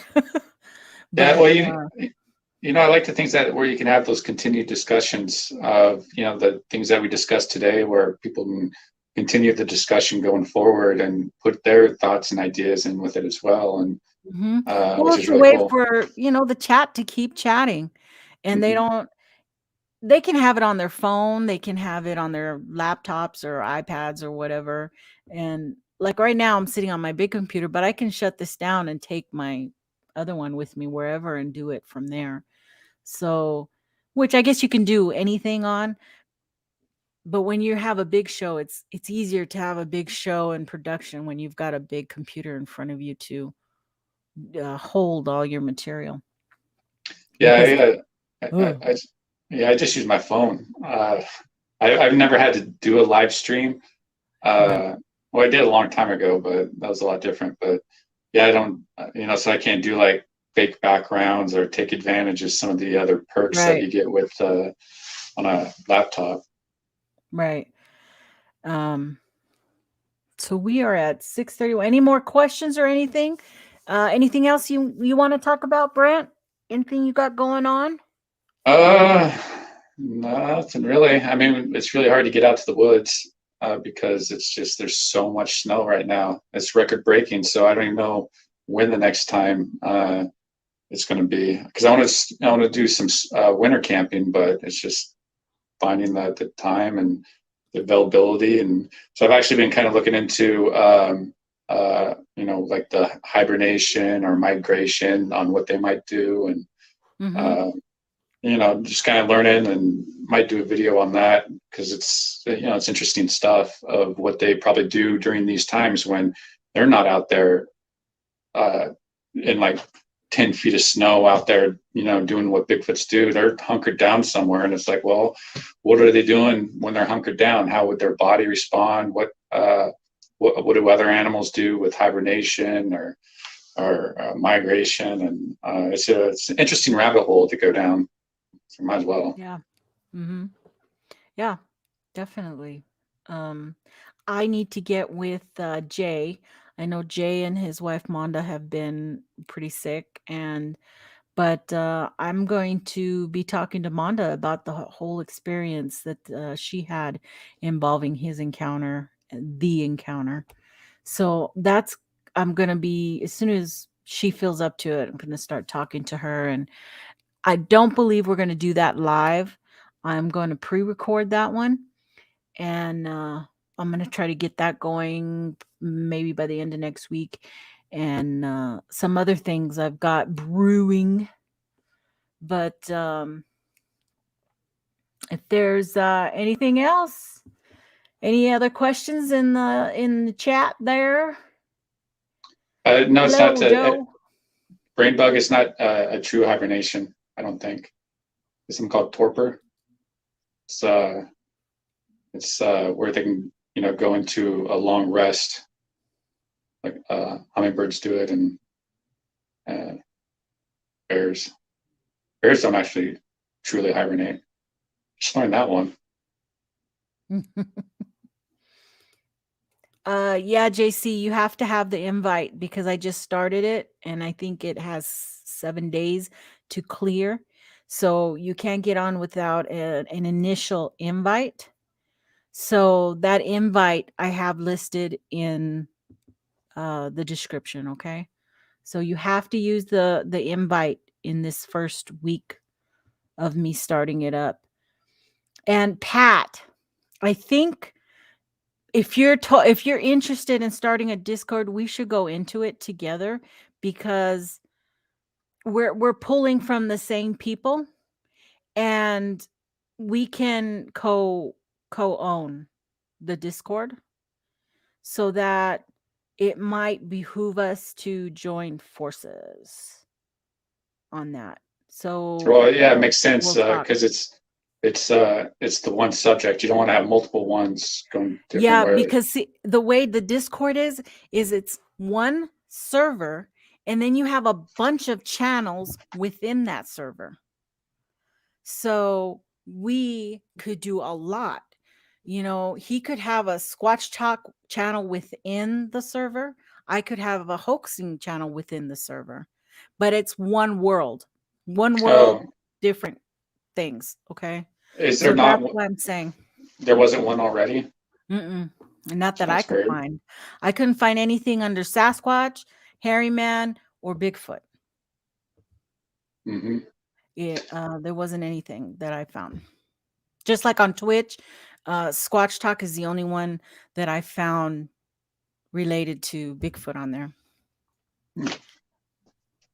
I see a lot of people are talking about the whole hibernation torpor thing. It's a good discussion. I hope people have more because it does make you wonder if that's what Bigfoot does when faced with these times. Because there's literally like 30 feet of snow up there, and they're not out there running around. Yeah. They got to do something. Okay, cool, Pat. We'll talk about that. And then there's like roles. You like make roles up and stuff. So you can have people with like I can give you all the power I have on the channel, So it would work out. Yeah, I think that would be great, and it could be a good place for people to go during the various after shows that with all the channels that we have. Yeah, if you still wanted to talk Sasquatch, you could go on there and possibly find people chatting already. Mm-hmm. And then, okay, it's, then you could go off and go watch your YouTube. But there are times when there's nothing I'm watching, especially during the day. There's a lot of stuff not going on. And I know there's a lot of people who are at home during the day and looking to do something. So, I mean, that's proof. When I was doing my tamales during the day, I had like 20 people on there watching me do tamales in the middle of the day. Yeah. So there's people who do want to watch some stuff during the day. Yeah, because there's times where I'm off and I'm just sitting there and really nothing to do, and it's like, oh, hey, here's Nikki, or oh, hey, here's somebody doing the morning or afternoon or something during the weekday. It's really cool. Didn't I put the Discord on there? Oh man, I didn't put it. I lied. Look at that. I swore I did. You know where I put it? I put it on the StreamYard one, but that should have transferred over here. Because the Broken Branch is there, the Facebook Weekly's there, the Legend, that song, that crazy song is on there. but not the other one. Okay, I'll get it on. I promise. But I have to do it a weird way. Oh, Yeah. maybe I could do it. I don't know. Maybe can I? I can do it from here. Let's see. Yeah, humans Everybody's do. like asking for it now. So let me see if I can. Oh, look. Will this copy and paste? Copy. Let me come back over here. Let me come over here. If this will. Oh, dang. Did it? Did it work? Oh, I think I got it. I don't know if it links though. Does it link? Oh, no, you guys will have to check it out. Oh, there it is. Did I do it? Did I do it? You did it. I forgot I had sent it to myself on my messenger, and that I have on this. So there. Now everybody was asking. So we should all try it after the show. Oh, wait. We have to go watch. Is Steve doing a show today? didn't see an advertisement. Yeah, I didn't see one. I'm not quite sure if he's doing one or not. Because usually he has like a little thing Right beforehand. Right. And but I hadn't seen any advertising, so maybe he took the week off. So if Steve's not there, then I expect to see everybody on Discord. Yeah. I'm just kidding. Hey, you guys, I totally appreciate you all being here. And we're going to go ahead and call it a night and let you guys go do. I have tamales that are steaming in the other room and I can smell them. So, Steve, no show, it seems. Oh, okay. Well, So, Pat, you should somebody should hop on and do a late night Sunday show this Sunday, right? Yeah. who? Got the trash out tonight. Well, I was saying somebody should do one. Oh, a late nighter. A late nighter. Unless everybody wants to come on right now. Anybody want to come on right now and talk about stuff? Yeah, you could leave your show going. You can go check your tamales and do all that. Just throw the link out there. The kids are already getting into them over there. Oh. Yeah, I thought about doing that on the days when nobody does a show, just to do a live chat and just not really be on there, just to throw a link out there and just allow people to go on and have different discussions about whatever. Because I am, let me see, how bad. I'm game to have anybody want to come on and say hi. We can do an impromptu Mogion monster type thing, Lockbeard style. Brady Bunch. I'd love for Lockbeard to come on. But yeah, that'd be cool. He never has. Well, his Wi-Fi is funny when he gets onto other people's Wi-Fi. So I went ahead. I posted the chat. We'll see if we get any takers for the next 5 minutes or so, and see if anybody wants to come on and say hi. Pat, I know I saw Jeff out there. Jeff, you hop onto everybody's show. You've never been on mine. Has he been on mine? I don't know. These all blend together sometimes. I can't even remember. I can't even I can't recall. JC. Oh, there's Joe. Birthday boy. Oh, yes. Happy birthday. Sounds like he had a fun night last night. What did he do? It was his birthday night. That was last night, right? I think so. Turned 25 years old now. Congratulations, Joe.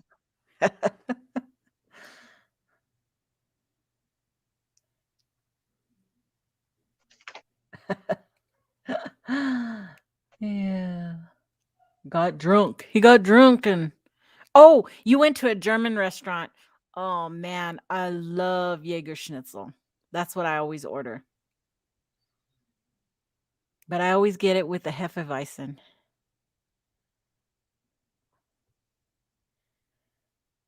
Sounds like a good night there, Joe.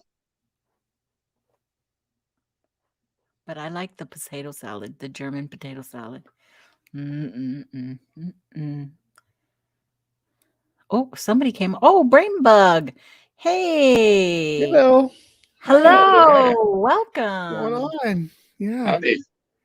Good to see you guys. Yeah, what are you doing? Oh, we're just winding down my weekend, Mm-hmm. Work starts in the morning. It's all icy and nasty out, so there's not too much to do outside. Where are you at again? West Central Illinois. We got hit hard with some ice. Oh, man. Sweeping across the plains, yeah. Wow. I have never been colder than when I was in Chicago. Good Lord. Yeah, you get up into the Chicago area, get that lake effect coming. Yes. It was like a cold I had never experienced before. There in Pennsylvania, I had the coldest experiences I've ever had. I mean, I swear my boogers froze the instant I walked outside. It was crazy. Oh, yeah. I used to have a beard, and it would, when we go out in the winter to shovel the walks and stuff, my beard would get all frosty from my breath. Oh my goodness. That's crazy. I'm asthmatic. So even back then when I was over there, I would wear a mask because we would go in January because that's when the Cubs convention was. And my husband's a big Cubby fan. So we would go to the conventions in January. And I would be walking around. I was in style with the mask before everybody. So Hey, Pat. Hey. Hey, brain bug beat me in, huh? It did. I'm glad you came in because I wanted to tell you I caught your opening part and a little bit of the rebuttal of the debate you had. I can't listen to Alex too much. He gets aggravating and a little bit arrogant. So. To say the least. I know it's funny. It's funny to me how both sides are complaining about Alex. Like everyone in the Bigfoot side completely hates the guy, right? And people, people were complaining, or the modern day debate viewers are complaining about him too, but James keeps him around for a reason. His rabbit hole goes deep. I'm surprised he isn't like an adamant Bigfoot believer, honestly. And on the more woo-woo side of things, interdimensional or some stuff like that. That's what I would expect out of Alex. I know. And I knew that at the time. I even thought at one point about trying to flip the script and getting him to to do that, trip him up in that way. But I was like, it's not worth it, You probably could have let him down that track though. I could have. And as soon as I tried leading him down a road where he went into the whole clairvoyant thing, he's clairvoyant. He tried guessing what kind of cigarette that I was smoked. So silly, dude. That was like, yeah. Did you see him or Gabe's conversation about dinosaurs? No, he doesn't believe that dinosaurs were animals that existed. Alex doesn't believe that at all. Oh, I know. I've seen the famous debate against the paleontologist whose name I can't remember. Birds aren't real. Who was on, who was on Joe Rogan, that one time. And but yeah. Oh yeah. Trevor Valley. Yes. Oh, yeah. And Bones right. And so but Twitter. that was that was turned out to be such a hit for James, that was it's actually entertaining to watch to some people, right? So anyway, I'm entertained by it. I don't make any mistake, but I'm entertained by it. The way that Alex presents it is not any fun. That's just my opinion. No, I know. Dude, he's the ultimate trolling contrarian. That's who Alex is. It's the contrarian. He doesn't present any arguments. He's just like, no, I don't think so. No principles. That doesn't sound right. Like this Tucker Carlson looking dude with absolutely no principles. Like he just sit there and look incredulous. Yeah, that's why I called him Peter Kane.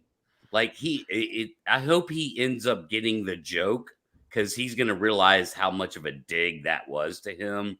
He didn't realize it at the time, but I was like, dude, you're just like Peter Kane, who is a guy, you're probably not familiar with him, Brain, but he's a guy that does satire about Bigfoot. And he does it in a very similar tone as Alex, but it's obvious satire, Who's the guy who does the dog training videos that does all Yes, the yes, okay, that yeah, guy. that's the guy. Yeah. Did you see his dog man video or the dog that was yeah. Yeah, I didn't see. No, I don't even got all follow kinds his of- channel, man. I just know who the guy is. I've seen him. It popped up, so I'm on Reddit. I look on Reddit for like videos to talk about on my show and stuff, So I was out there and I'm like, someone linked it in one of the groups. I'm like, oh, Dogman video. Hell yeah, I'm gonna check this out. And watching it was hilarious. There's a lot of build up to it, and it's like he's hilarious if you know it's satire. If you know he's making a joke. It's like performance art. It's so odd. Unfortunately, there are people who believe he all gets really absurd with that stuff, right? Yeah. Milking the thing and Yeah. stuff. Like that that's crazy. one of the most absurd, if not the most. Well, he started off and him eating a piece of the meat. He was and he saying ate, it gave ate a him part. powers or something. Yes. Man, he started off with just like the basic like Minnesota Iceman type story, right? Oh yeah, my dad has this Bigfoot that's been frozen for the family for years, and then it just kind of spiraled from there. But yeah, so it's like I knew Alex wouldn't know who I was talking about, but I was hoping that he would look into it and get the dig after the fact. Like, I got you, dude. But yeah, like I was like, at one point I was like, screw it. All right, I'll play this stupid game with you about the cigarette thing. And James was not having it, dude. He was not going to let me do that. He wanted to keep it about Bigfoot. Like, I couldn't transition it into a flat earth debate. I couldn't transition it into anything. James was not going to let that happen. So Alex is a confirmed flat earther, right? Well, yeah, but I say not surprising. I say by contrarian again.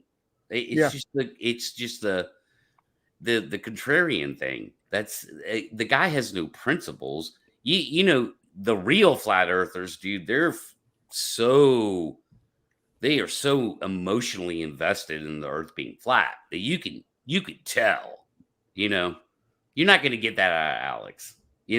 Like, you're not going to get that cherished belief out of him about anything, dude. I don't know. I'd say about half the flat earthers are like that, though. They're just contrarians. Like Nathan Thompson is just a contrarian. He says, this is what the mainstream says, so it must be wrong about all the different topics. Yeah, well, some of those guys are like manic and shit, dude. Like, it's all over the place, But some just have a real cherished belief, man, and they'll stick to it like religion, and because when they look out in the world, they see a flat earth, and it does kind of look that way to us right here on the ground, right? But when you look at Mount Rainier, if you look at Mount St. Helens in front of Mount Rainier, and Mount St. Helens is taller, well, that means the Earth's round. I mean, like, debate over, like. You can make that inference, yeah, definitely about the shape of the Earth. Mm-hmm. It's easy to prove. The biggest thing with me is north, south, east, west.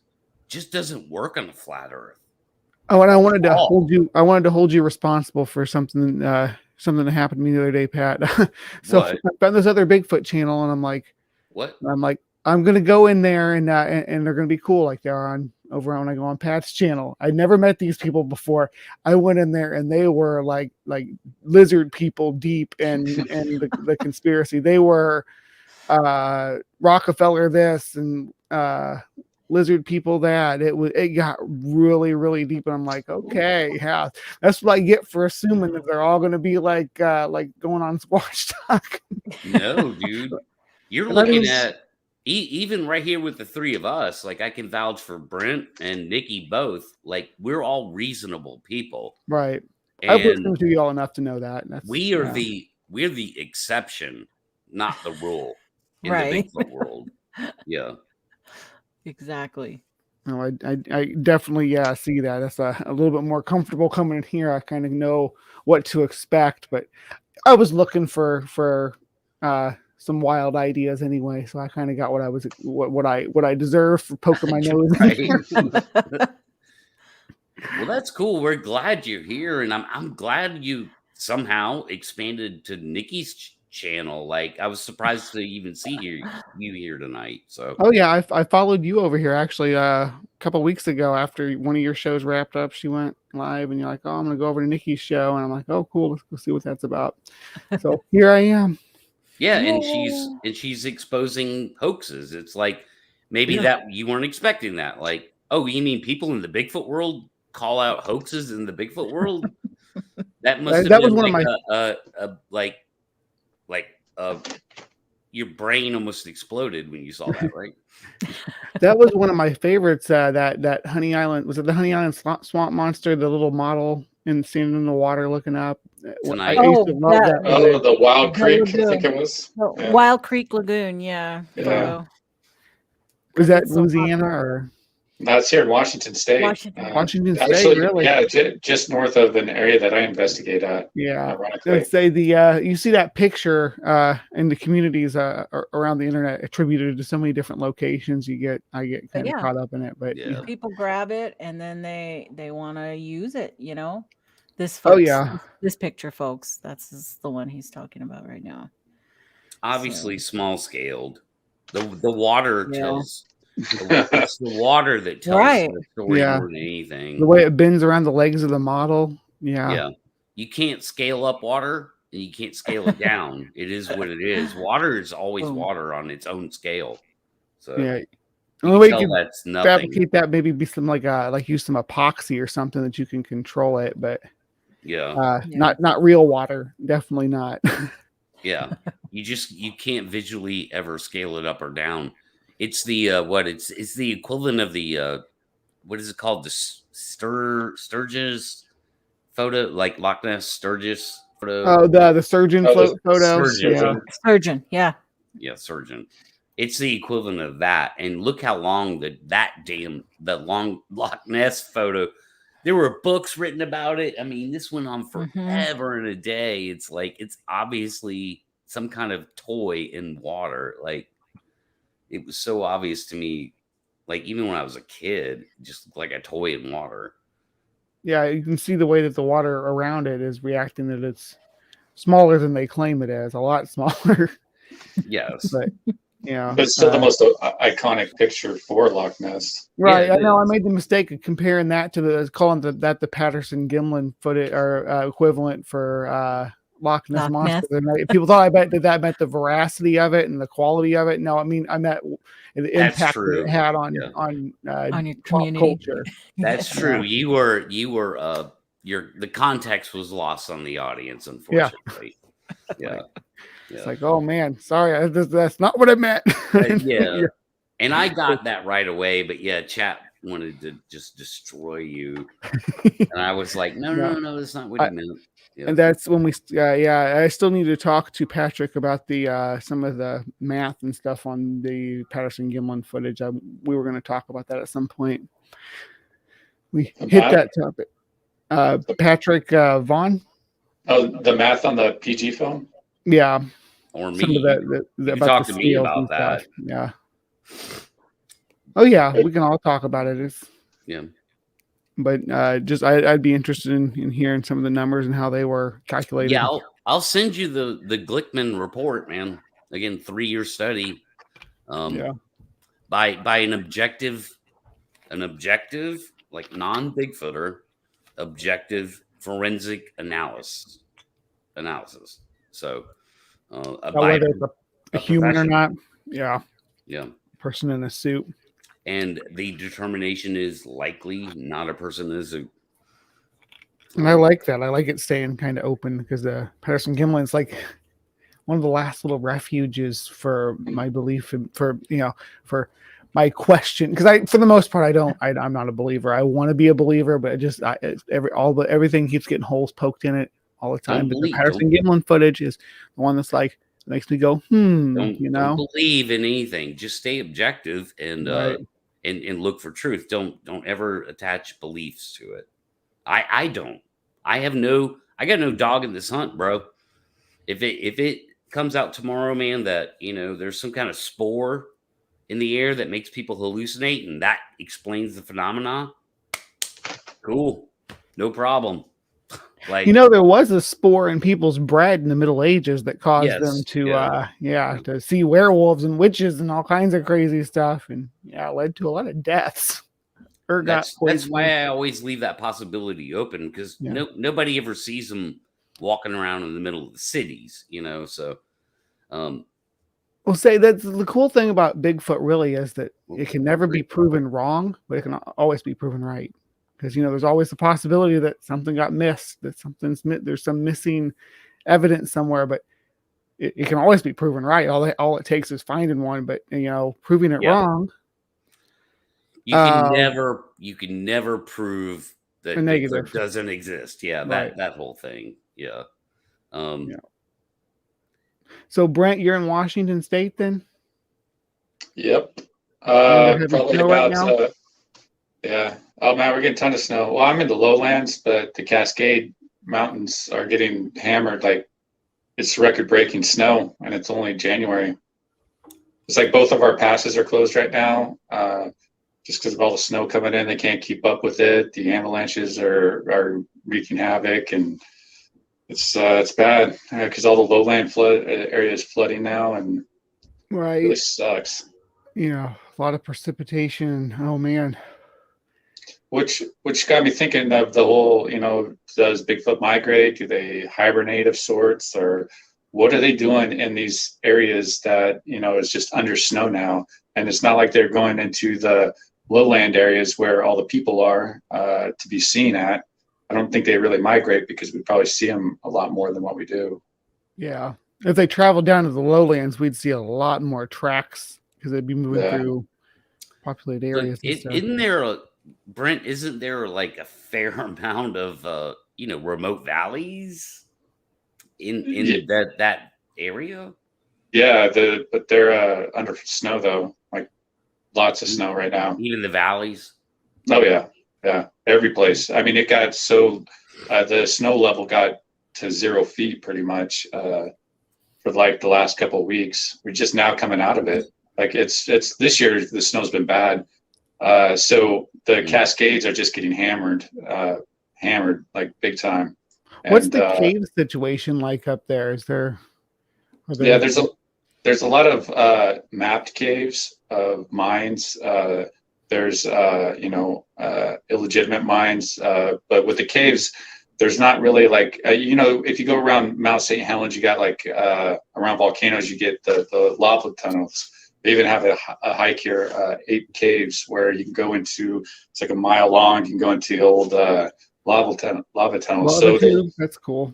Yeah. So there's definitely options there, but a lot of the known ones are already mapped out by people who go explore these caves. The whole cave systems, like a lot of them are mapped out. If they were, me and Pat talked about the possibility of them sheltering in caves a couple weeks ago, because we was talking about how if they, in a cave, you'd expect more preservation happens more. So we'd expect to find remains in caves if they were taking shelter in caves, but that's neither here nor there. There's not a lot of caves and options around. It sounds like it's a lot of man-made mine shafts and then lava tubes and stuff, huh? Yeah, but even with the caves, they can use like a fake door, like use a big boulder to kind of keep them isolated. So, people won't even realize that there's even a cave to go look into. So that's always a possibility. Are they just kind of, I don't know what they kind of do if they have like one station area where they just stay at all the time, where the elderly go, or if they migrate in this larger area and have all these substations down, depending upon food source and weather and whatever. Like a seasonal migration, like a cycle that they take.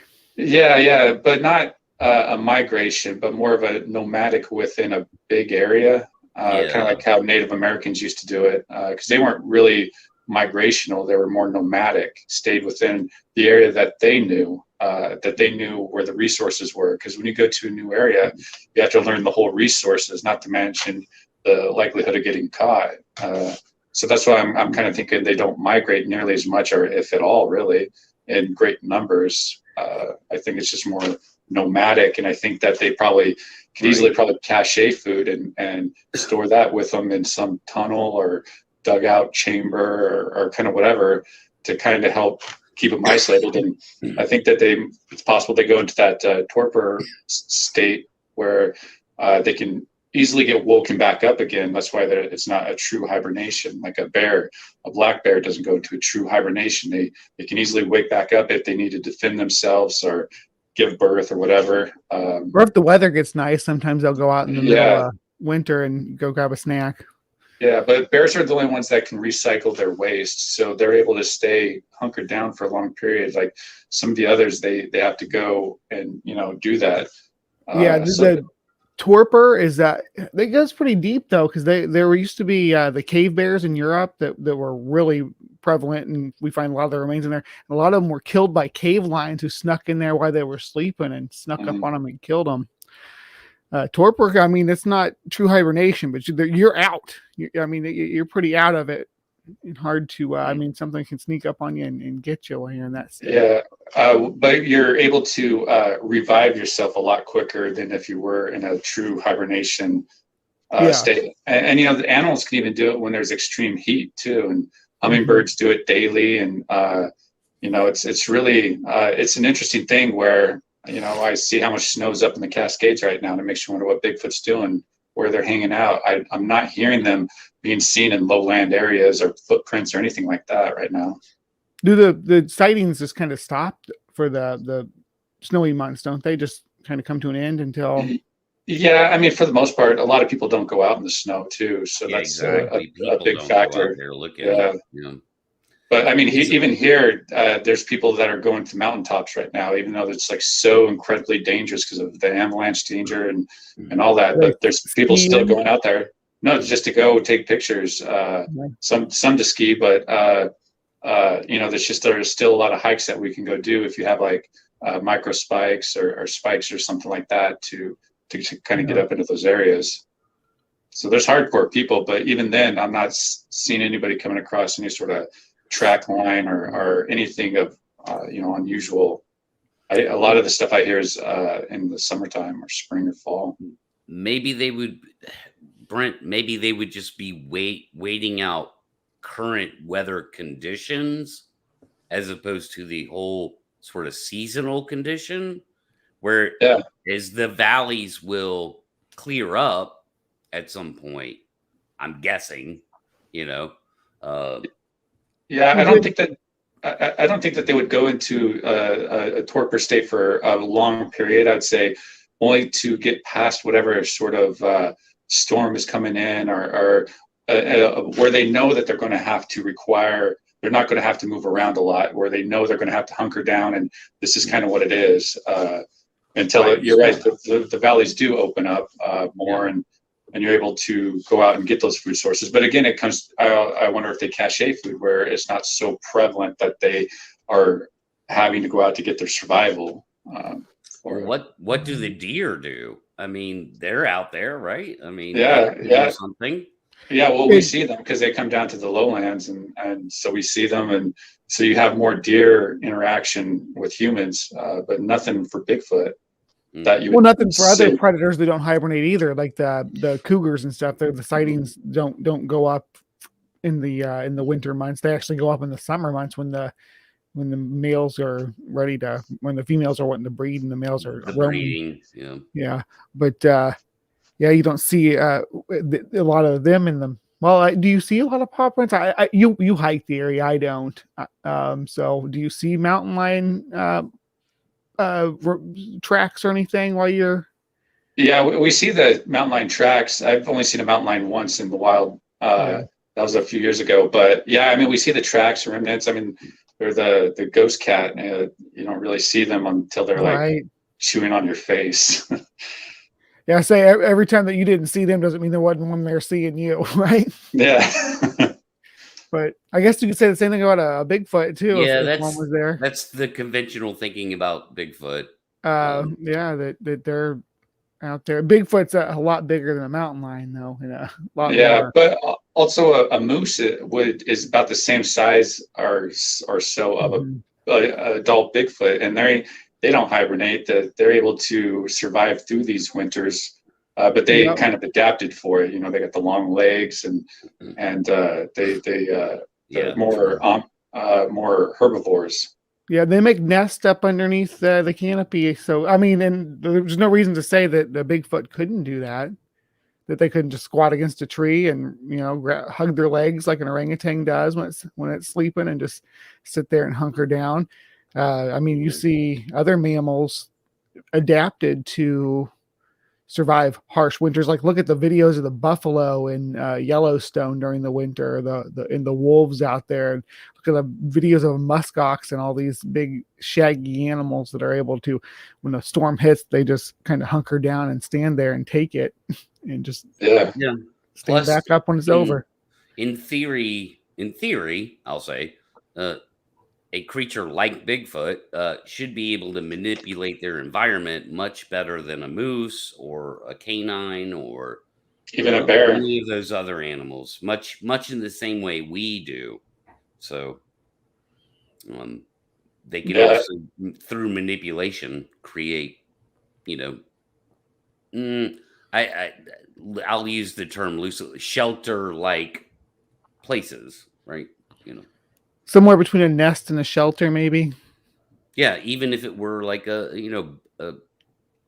whatever their version of a bivouac is, or I think that they have like stations, like day stations, overnight stations, areas where they can go to because they know the area so well, where they can go retreat to and be safe, have whatever sort of security that they can have there.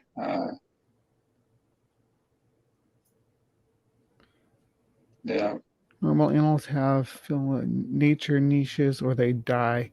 Yeah, we humans we've kind of removed ourselves from natural selection. I definitely agree there. We've kind of taken ourselves out of the natural environment, or actually we describe the natural environment as separate from human, from our artificial environment that we make. But I don't agree with you there. With technology, we've actually used our technology to manipulate nature, both the land around us and the animals, because we've genetically created so many different species, all our domestic animals, even from insects to dogs. I mean, we domesticated dogs 30,000 years ago. So they've been with us a long time, and we use our knowledge of breeding these animals to help advance our society. We're actually pulled ourselves right out of natural selection and pulled them right along with us. So I ramble when I get to talking about stuff like that. No, it's all good. Well, no, I mean, it's a good point. You make a good point. That's nothing wrong with that. Y'all have dogs? Yes, I have 2. And you know what kind of dogs they are? How do I know? I want to know what kind of dogs you have. Oh, they one's a full-blooded Chihuahua. The other one's a half-breed Chihuahua. Oh, and I have a Cocker Spaniel. Chihuahuas are one of the original breed of dogs. Chihuahuas, yeah, they're like one of the last. I think there's only 3 species of New World dogs left because the rest of them all got wiped out when the colonists came over. But Chihuahuas managed to persevere as food of all things. So, oh God, that's very disturbing. Jesus Christ! What kind of dogs you got there, Brent? I don't have a dog. You don't have a dog? I've had dogs. I've had dogs in my life, but just not currently. Got a breed you like? I like German Shepherds. Most reliable, not easy to train, and smartest, it seems. Yeah, I have a dog that won't bite you. I have a Shepsky. She's half husky, half German Shepherd, but she's so smart. Yeah. And, she's got a little bit of that wild streak in her from being a husky, the one wanting to run in high energy, but Do those dogs shed a lot, right? Yes. we basically got what is the equivalent of a tiny rake that we have to run over her every summer for about a month. Wow. Every couple of days just to keep it under especially control. when the summer coat comes in. Yeah. She's loving this though. She wants to go outside every 10 minutes while it's all slick and snowy and icy. She's like, "Oh, why don't you guys want to come out and play? This is a beautiful weather." It's like, yeah, you go have fun out there. I'm gonna stay inside. I hear you. It's amazing how they do. Like it blows my mind. Especially like the husky breed. Mm-hmm. Dude, they can survive in almost any condition on Earth. It seems like, Yeah. Oh yeah. And I mean they're the most basal of the you want to look at how dogs looked when we first started domesticating them. They probably looked more like huskies than anything. So the most primitive looking dogs are definitely huskies and German shepherds. Yeah. You can literally, you could just let the husky out in the backyard when it's what, like 15 below zero. They're quite comfortable. They just don't care. Right, just as happy as can be. Oh, the Shiba Inu, that was the other one I was trying to think of, the other primitive looking dog. I'd love to have a Shiba Inu though. They're so cute. Look like little huskies. Yeah. What makes you wonder if Bigfoot domesticates coyotes or something and use them to help hunt?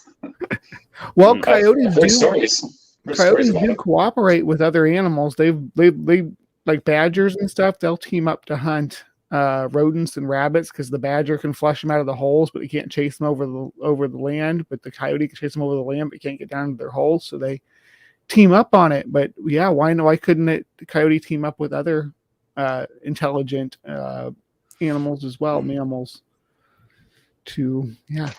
Interesting idea, Brent. It is. It's possible. It's been proposed a few times in the Bigfoot world. I know around here that we were always, because we had the Missouri Monster around the area that I grew up, Momo in Louisiana, Missouri, and it was always talked about how it was seen eating dogs. Like, they thought carrying a dog. They're always talking, and other sightings too, eating dogs. So what's that about? No. I have enough problems with my cat trying to kill me. Would not want a dog to do it too. Coyotes will come after your cat too. Yeah, they're everywhere here, coyotes. Like I'm downtown Seattle and there's a coyote running down the street. I'm like, wow. Looking for someone's cat, probably. Yeah. They learn to associate humans with a food source. They're never going to go away. The raccoons are the same. Yeah, there's a really cool episode that Joe Rogan did a few years ago. He had a coyote expert on there, and it's amazing what you can learn about a coyote and the history, how they are, how well they adapt, and like they live in downtown Seattle or downtown areas, and people won't even realize it. They live in right between the veil of what we observe and what we don't. Yeah, urban wildlife. If there's a way for them to get in, they'll get in. And because they're so dog-like looking, especially to city folk, they just think it's a dog. Where like most of us can go, oh shit, that's a coyote. Reminds me of that meme where somebody's like, oh, I got this dog I'm rescuing, and it's a coyote. Yes, right. Yeah, I even think there was a video of like one in a car. Yeah, I think that's what it was. Like, yeah, buddy, that's not a dog. So yeah, I mean, they will be like, I mean, they're canine, so I mean, they can be, they can be interacted with humans, but they will also stalk you if you have a broken leg out in the middle of the wild. A pack of coyotes will they'll surround you and size you up on your injury. Hey, food, Have you guys ever seen the movie The Gray? I it's about haven't. I'm wolves. familiar with it. You know, Liam Neeson. Amazing movie. It's an amazing movie that the meaning behind it is so awesome. It's an amazing movie. If you guys haven't seen it, go see it. It's got Liam Neeson in it. Yeah, that's the Liam Neeson movie. Yeah, Yeah. I've never I seen have it. to watch that. I love Liam Neeson. Oh, it's a great movie. Yeah, it's about a guy. It's a they get stalked by a pack of wolves because their plane crash out in the middle of the snow wherever, and it's their journey of trying to save themselves. Yep. Lost brain. I got kicked out too earlier. Yeah, that's actually where the coyote expert was talking about, was down in LA, Hollywood area, where Wow. like coyotes, they think that coyotes know when to cross the streets because of the sound that the things make, the crosswalk sign. What? You guys got to go watch it. It's a really cool episode. That's where I learned that coyotes have over 150 different known sounds that they make. Yeah. Thanks, and that Brave Bug. Thanks for coming. Oh, thanks, man. Yeah. Said bye. It's good to meet you. Yeah, that was cool. It's cool that Brain jumped in here tonight. Like, that surprised me. I was surprised to see him in chat earlier. I was like, oh, that's cool. Yeah. Yeah, he came over from that modern day debate, didn't he? Yeah, well, Originally? originally he started watching my channel because of that, like back in the day. Like one of the debates I did there, probably the last Bigfoot debate I did there. The one with Ernie? Not this past one, but the one that was whenever the hell. Did they say that they're going to give you another chance to go back on there and like? Oh yeah, actually do a show?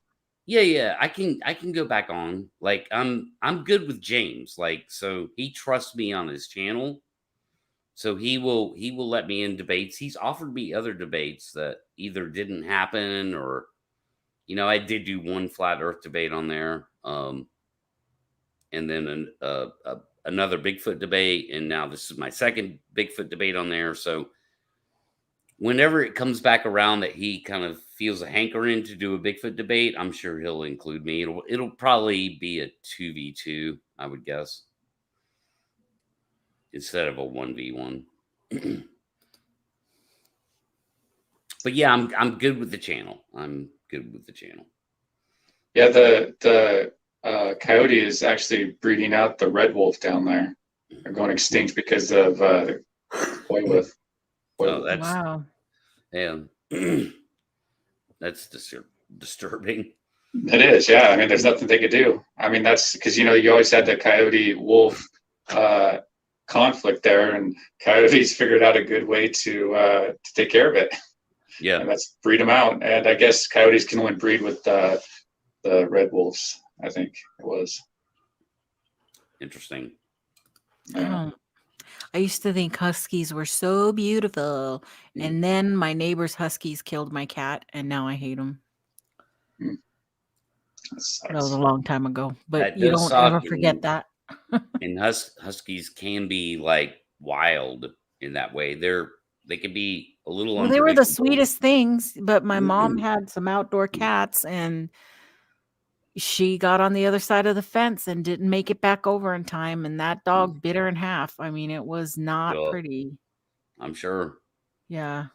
So my cats are all in. Well, my cat is an indoor cat, and it just drives me crazy to see cats outside, outdoor cats.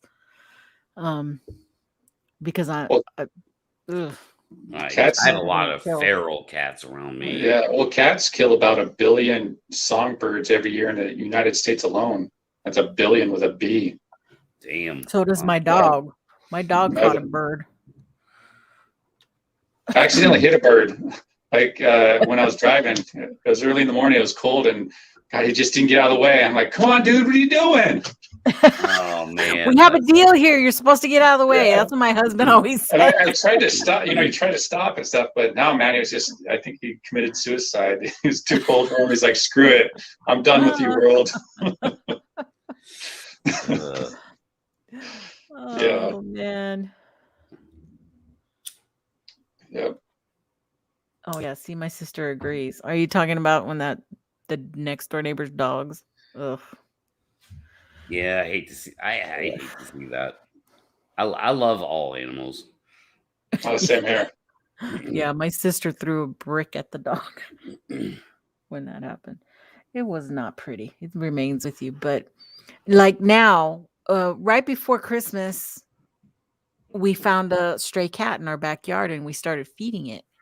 And it was the cutest little thing, and I was considering bringing it in, and then the temperatures dropped to 30s, and okay, let's bring him in for the night because it was rainy and cold, and we did, and he was so sweet and too sweet, almost exact opposite of what the cat I have now.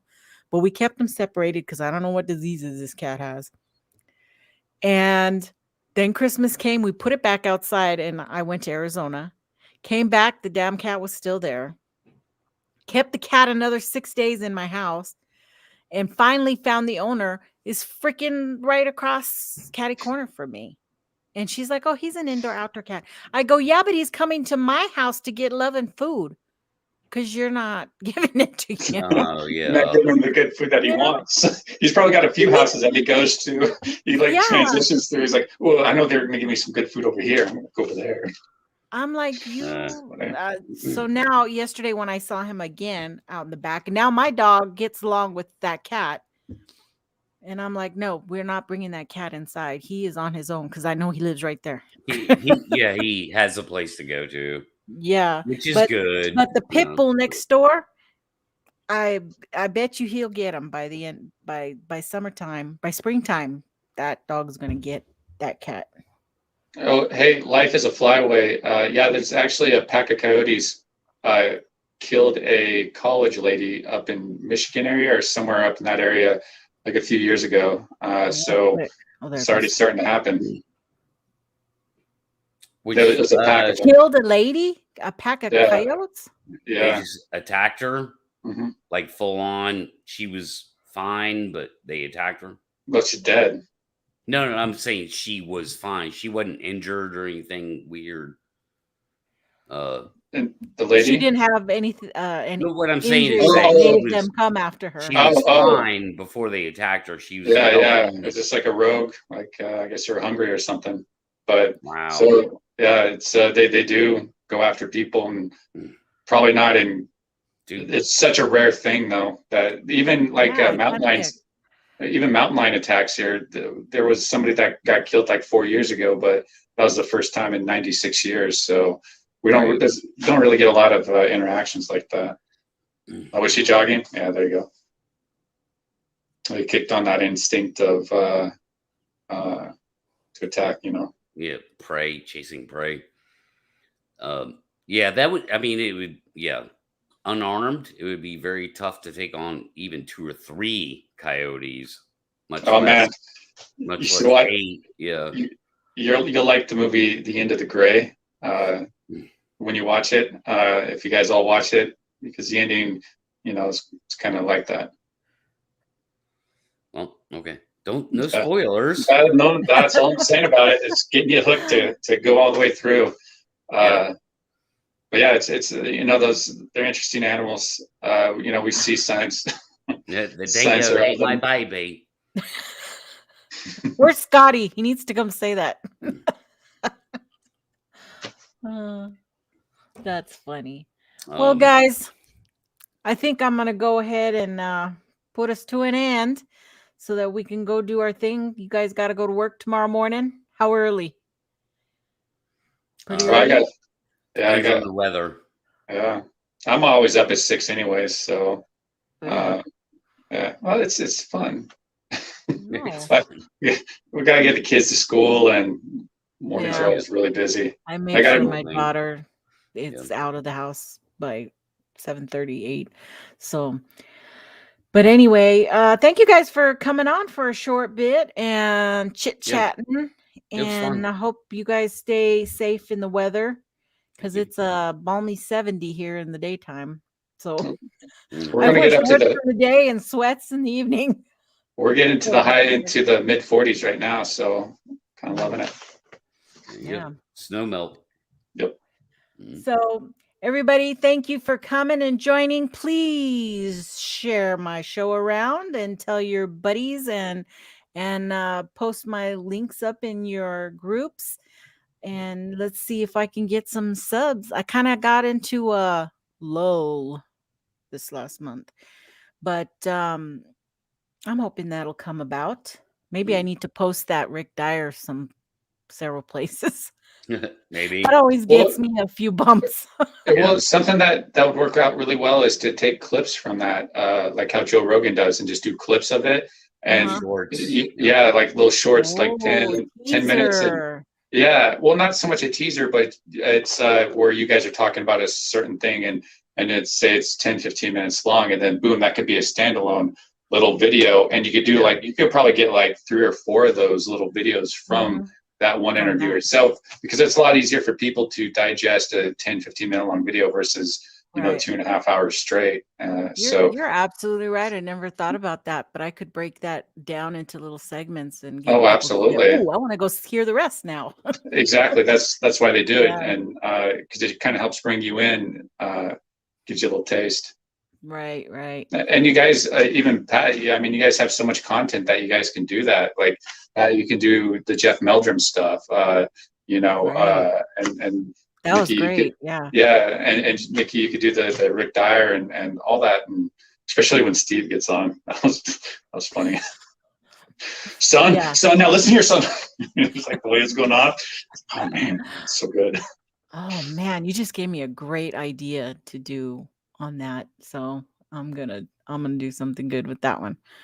But it's things like that will actually help get the subscribers and stuff. Like it's just like even one video, if it can go viral, like that video that Jay has with his encounter. Right. That's like 30,000, 40,000 views right now, and it's got him hundreds upon hundreds of subscribers. I think he's like 500 almost right now, and so it got him like 400 subscribers. So it shows you how, like, in a little independent video like that, or of what you guys have already done, would really kind of help accelerate that interest in your guys' channel. Right. Yep. So Brent, are you interested in producing anything? Yeah, I don't know about that, but I could help. I mean, I can help when I have time and stuff, but it's something that I highly encourage you guys to do, because that will help get views and subscribers to your shows. Is those things there? Donald, I'm gonna do it. The next chance I get good weather, I'm gonna go out to the area where I had my wood knock encounter and tell that entire story. Yeah, that would be good. That would be really good. Because it was more than just the wood knock encounter. There was things that happened all day long that I was like, huh? And none of it made sense, dude, until the wood knock thing happened. And I'm gonna do that. And content like that is huge, because people want to see that. And like with your videos, Pat, with like Jeff Meldrum, you have a little independent thing that you could do of him just talking about the nests, that he discovered. And so that could be a good little, because I think it was only like a 15-minute long discussion, but that could be a good independent video for you. And when he talks about the Paul Freeman experience that he had, people want to hear that type of stuff, but they don't want to sit through 3 hours of it, Yeah. Shorts. Yeah. Yeah, the shorts, the shorts. Yeah, I think that's better than repeats. But I agree with you. Well, it should technically, like how Joe Rogan does it, they do it shortly after the episode airs, just to kind of, get people interested in that particular episode. So yeah. Oh, and Donald, with that movie, I'm sure if you go to Amazon Prime, I think you have to buy it right now. I don't think it's streaming, but it's well worth it, because the meaning behind that movie is so, it's just really amazing. I don't want to give it up, but it's more than what it's more than what it seems on the surface. If you really sit down and analyze it, it's like, wow, that's a life-changing movie in a way. Okay. I'll check it out, man. I can't wait. Cool. But thanks for having me on, Nikki. Yeah, thanks for being here, guys. And with that, good evening, you guys. Thank you.